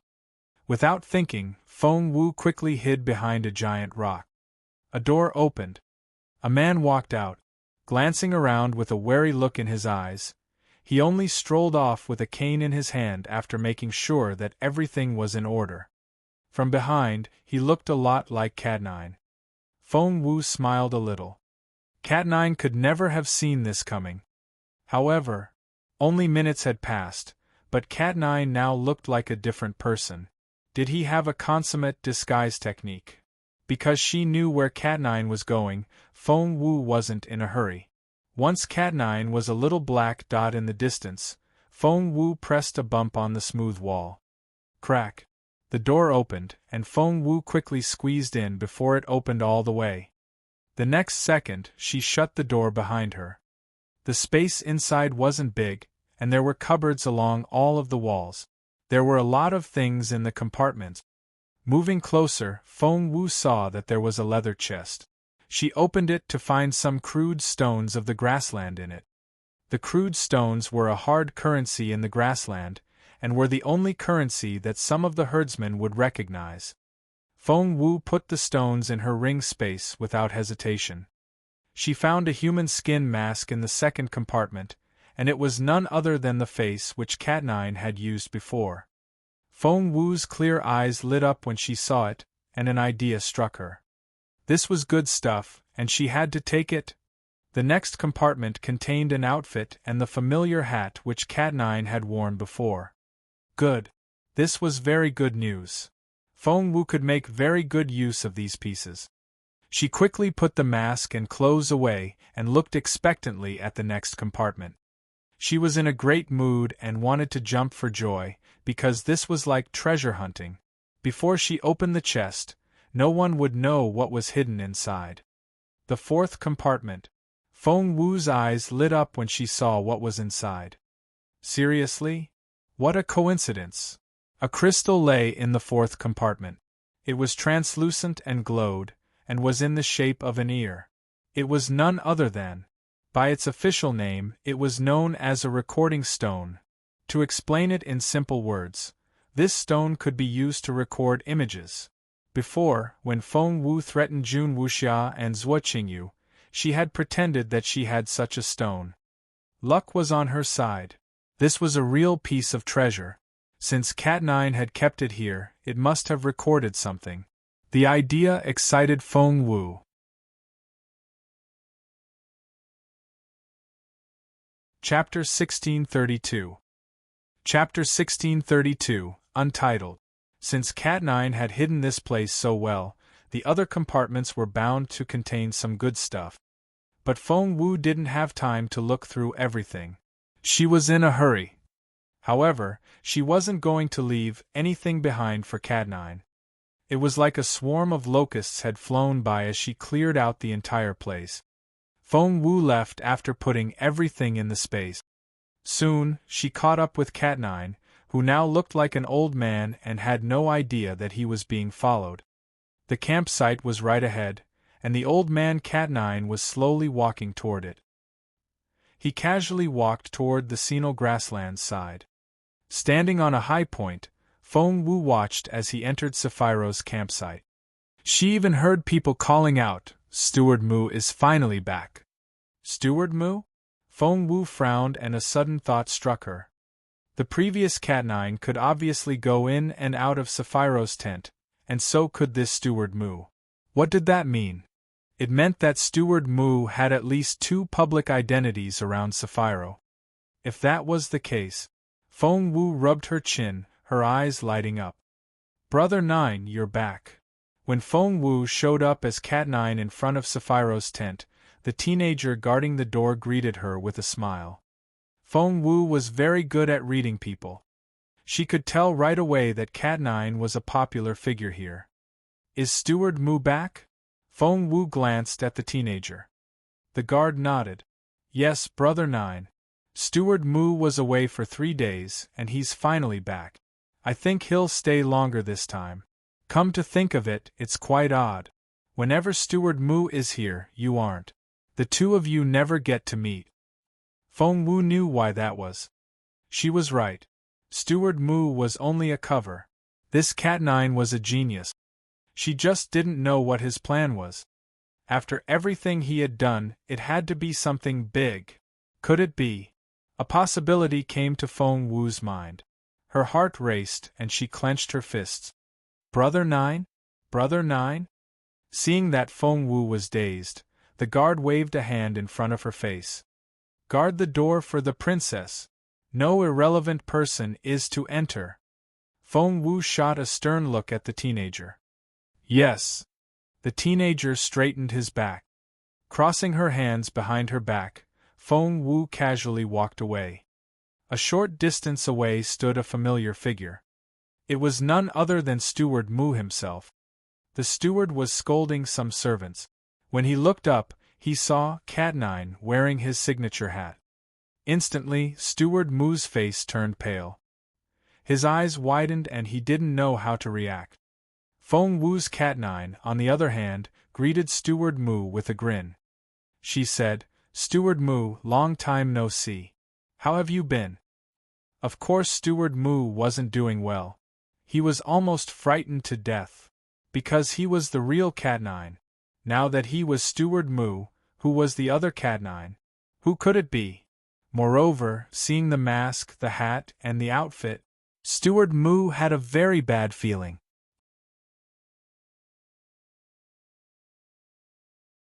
Chapter 1633 Accident. Chapter 1633 Accident. Steward Mu stared at Feng Wu, and the expressions on his face kept changing.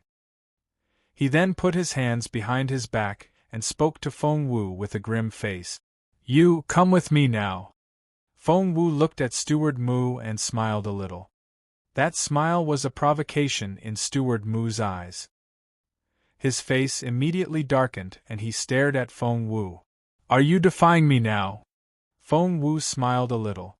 She was about to speak when someone showed up. Steward Mu, you're back. It was none other than Sapphiro herself. Seeing the princess, Steward Mu was a little surprised. He then reacted quickly and smiled at Sapphiro. Sapphiro nodded to the steward before glancing at Feng Wu. Cat 9, I thought you left. Why are you back? Feng Wu cleared her throat and glanced at Steward Mu. Steward Mu was furious. What did this little thief want? Sapphiro looked from Steward Mu to Cat 9 and frowned. She said grumpily, What's your problem? The two of you never show up together. Now that you do, you won't stop quarreling. Steward Mu frowned. Your Highness, there's something wrong with this Cat 9. I was questioning him. Sapphiro frowned. What could possibly be wrong with him? Feng Wu also glared at Steward Mu, as if waiting for an explanation. Steward Mu snorted. Where were you last night? Why didn't I see you here in the campsite? Last night. The look on Sapphiro's face changed, and she threw a dirty look at Steward Mu. Why do you want to know that? I give you my word. Cat 9 didn't do anything last night. Steward Mu immediately said, Your Highness. Sapphiro waved him off. Steward Mu, if that's your only question, there's no need to ask more. She was obviously on Cat 9's side. With Sapphiro on her side, Feng Wu winked at Steward Mu at an angle that the princess couldn't see. She was provoking him deliberately. Steward Mu was furious. Not only did this thief steal his identity, he was also gloating and blatantly taunting him. How could anyone be so shameless? Steward Mu couldn't be any more furious, but to his frustration, Sapphiro told Cat 9, You, come with me. I need to speak to you. Steward Mu's stomach sank. Judging by the princess's attitude, she was definitely going to talk about something confidential. But that was a thief who had stolen his identity. At that thought, Steward Mu couldn't help but step forward, trying to follow Sapphiro. But Sapphiro turned around and gave Steward Mu a strange look. Steward Mu, you can stop here. Sapphiro then turned to leave, taking the fake Cat 9 with her. Steward Mu was astonished. No. This way Sapphiro would tell this thief all her secrets. Princess! Steward Mu yelled. His voice was so loud and shrill that it made Sapphiro jump. Patting her chest, she turned around and glared at Steward Mu. Have you lost your mind? Why did you shout so loudly? Steward Mu couldn't care about that anymore. Right now, the only thing he could think about was the ruffian who was impersonating him. "Your Highness, he's a bad man," said Steward Mu anxiously.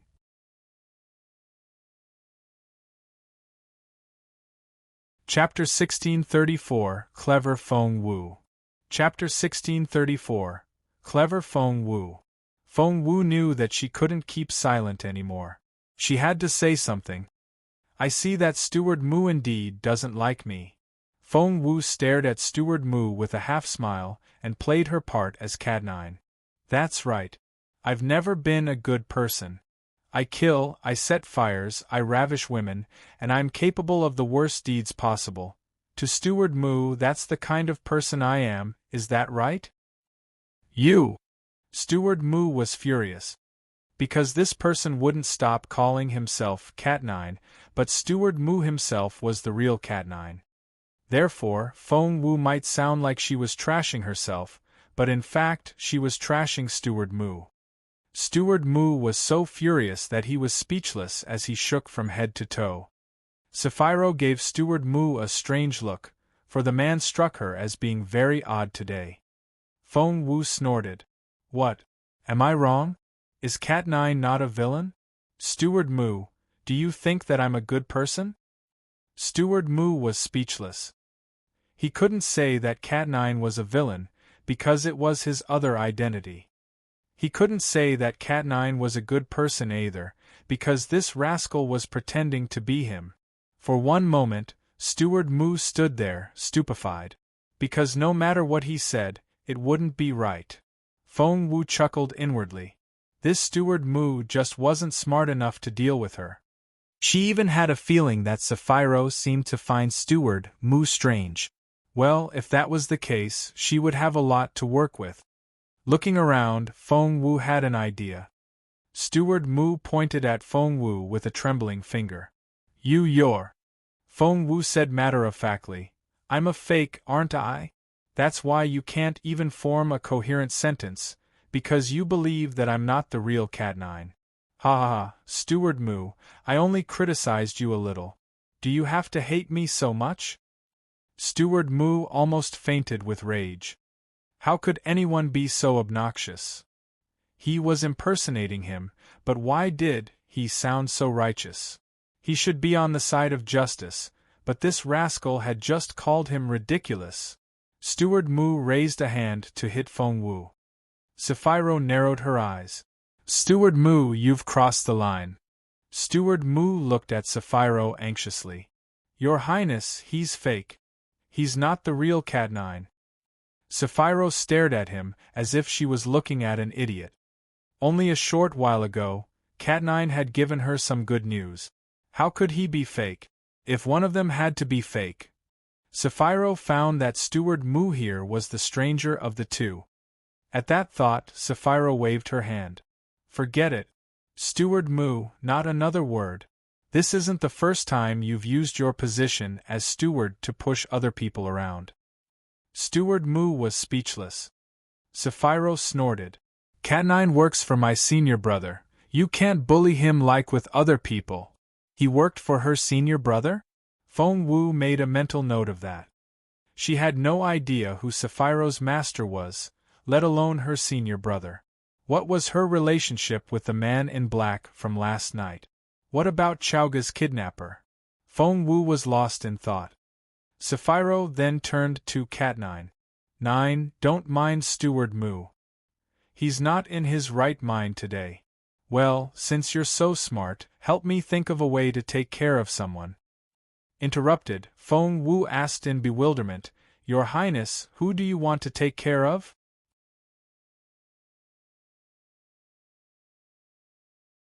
Chapter 1635, Coincidence. Chapter 1635, Coincidence. Feng Wu, of course. Sapphiro gritted her teeth in frustration. That stinky girl is so arrogant and overbearing, just because she's some princess of the Junwu Empire. She's put too much importance on herself. How dare she offend me? Feng Wu didn't know what to say. Since Sapphiro didn't know that this Cat9 was actually Feng Wu, she went on venting her anger. Do you know how annoying she is? She disrespected me. If I don't kill her this time, I won't call myself a princess. Feng Wu didn't know what to say. Sapphiro stared at Feng Wu. Cat 9, you're the smartest one with a lot of witty ideas. Tell me, can you think of a way to get rid of her? Feng Wu said, well, what idea could she possibly have? It would be like setting herself up. This Sapphiro was unbelievable. Sapphiro stared at Cat 9. Are you afraid to do it? Feng Wu said, ahem. Well, it's not that. I just don't know how far your highness wants to go. Sapphiro found the question ridiculous. How far? Don't hold back. It'll be the best if you can kill her without attracting any attention. Feng Wu cleared her throat uneasily. Sapphiro frowned. Cat 9, what's your problem? Didn't you tell me that it would be very easy to handle Feng Wu? Steward Mu had kept his dark eyes on Feng Wu the entire time. Seeing the uneasy look on her face, he immediately grabbed the chance. Steward Mu said, Your Highness, there's definitely something wrong with this Cat 9. Maybe he really is an impersonator. However, to Steward Mu's disappointment, Sapphiro only waved impatiently at him. Quiet! Steward Mu was speechless. Sapphiro stared at Cat 9. Didn't you tell me you had an idea? Where's that idea now? What's wrong with you? Feng Wu said, Well, it's like Steward Mu said, I'm not the real Cat 9. Stop it! Sapphiro smacked Feng Wu on the head. Can I tell if you're real or fake? Stop acting out. Steward Mu was only mad. Don't take him seriously. Steward Mu felt very wrong. That wasn't just his anger talking. Feng Wu snickered inwardly, but she still feigned a reluctant tone. Is that it? Is Steward Mu only angry? She shot Steward Mu a resentful look as she spoke. Steward Mu was furious. How could anyone be so abominable? This rascal had stolen his identity, but now, he had to explain that this rascal was who he said he was. How utterly frustrating. Meanwhile, Feng Wu smiled at Steward Mu as her eyes flickered with a teasing light. Things were getting interesting. Even in such a perilous situation, Feng Wu remained very calm. She could play Steward Mu like a fool while fully convincing Sapphiro. Anyone else would have broken down under the pressure, let alone be able to set other people up. So, it was anger talking when Steward Mu targeted me, is that it? Feng Wu grinned at Steward Mu. Steward Mu's face went red with rage. Infuriated, Sapphiro glared at Steward Mu. Steward Mu, you're being unreasonable this time, and I do believe reason comes before loyalty. So, apologize to Cat 9.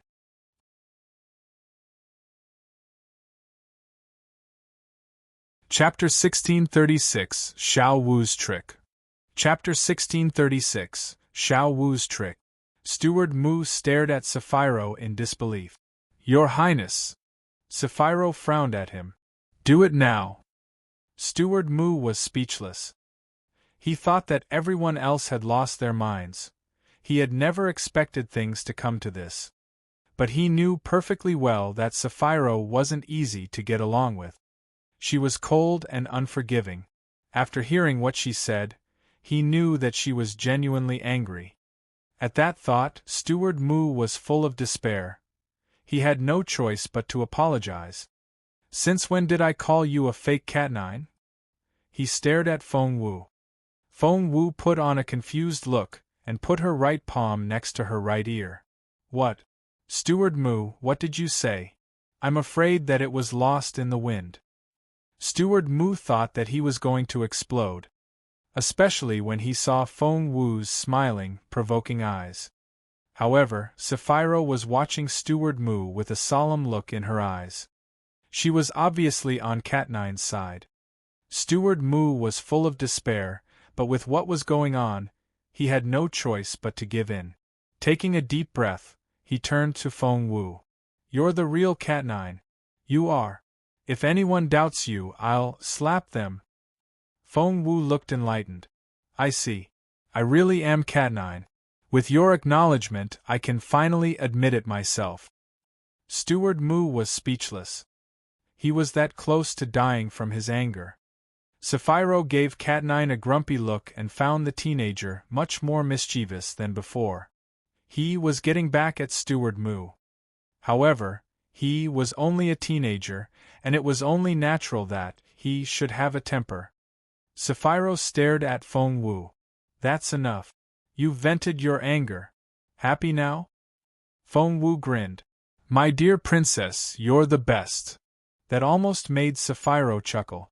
She threw another glance at Feng Wu before saying, Fine, talk to me now. What plan do you have for Feng Wu? Feng Wu tilted her head and considered. She needed to come up with a plan that could both ensure her own safety and set Sapphiro up in the process. Even someone as smart as Feng Wu found it difficult to come up with a plan in such a short time. Just then, Sapphiro's eyes lit up. Wait, don't you have the yin-yang needle? The yin-yang needle? What was that? Judging from the expression on Sapphiro's face, Feng Wu could tell that it couldn't be anything good. Feng Wu looked at Steward Moo out of the corner of her eye. She saw the fleeting smirk in his eyes.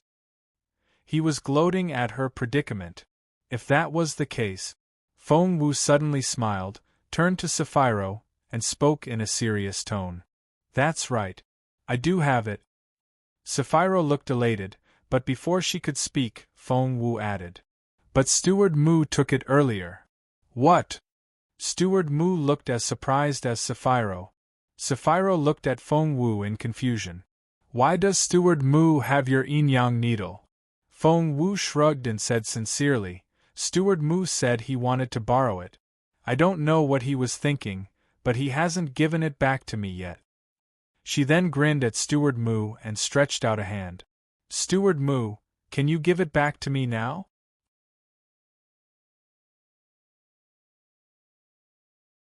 Chapter 1637, Resignation. Chapter 1637, Resignation. No. Steward Moo stared at Feng Wu. Since when did I borrow your needle? When? Where? I need an explanation.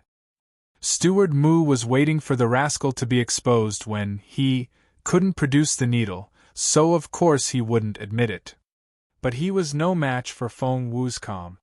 Feng Wu kept smiling at Steward Moo, making him cringe. For a moment, he almost thought that he really was the one to be blamed. Steward Moo, you're so forgetful. Crossing her arms, Feng Wu shook her head with a wry smile. It happened here only just then. You borrowed the needle, saying that you wanted to study it carefully. No. I didn't do that. Steward Moo insisted. Because it never happened. He wouldn't believe that this rascal could turn white into black. However, Feng Wu smiled at him and sighed. Steward Moo, there's no point lying over something so obvious. Steward Moo said, I'll never admit to something I didn't do. He would like to see how long this fake Cat9 could keep doing this. Feng Wu said, Well, Steward Moo, if you didn't do it, I'm sure you don't mind getting frisked. Immediately, Steward Moo's face turned livid. Sapphiro looked from one to the other, because she didn't know who to trust. But there had been a clear change in Steward Moo's expression, and she stared at him. Steward Moo was exasperated. Cat9, how dare you offend your seniors and slander my name? Feng Wu smiled wryly. Steward Moo, you're completely unreasonable. You took my needle first. Completely unreasonable? Steward Moo was furious. However, Feng Wu sounded so righteous and she was so glib that he didn't know what to do. Moreover, Feng Wu was going to push further. Naturally, she sounded mild. Your Highness, if Steward Moo won't admit it, let's frisk him. She smiled wryly. He only took the needle just then. Since he hasn't left this place, he can't have hidden it. You, Steward Moo flushed with rage and trembled from head to toe. He couldn't say a word. Feng Wu smiled wryly. Therefore, we'll definitely find it if we frisk him. If Steward Moo finds it unfair, Your Highness, You can have me frisked as well. She said righteously, I won't accept it. One cannot simply turn wrong into right. Evil can never prevail over good. Steward Mu thought he was going to lose his mind. This rascal, this rascal. Feng Wu smiled at him. She had been so sure because she knew better than anyone else that Steward Mu was the real Cat9.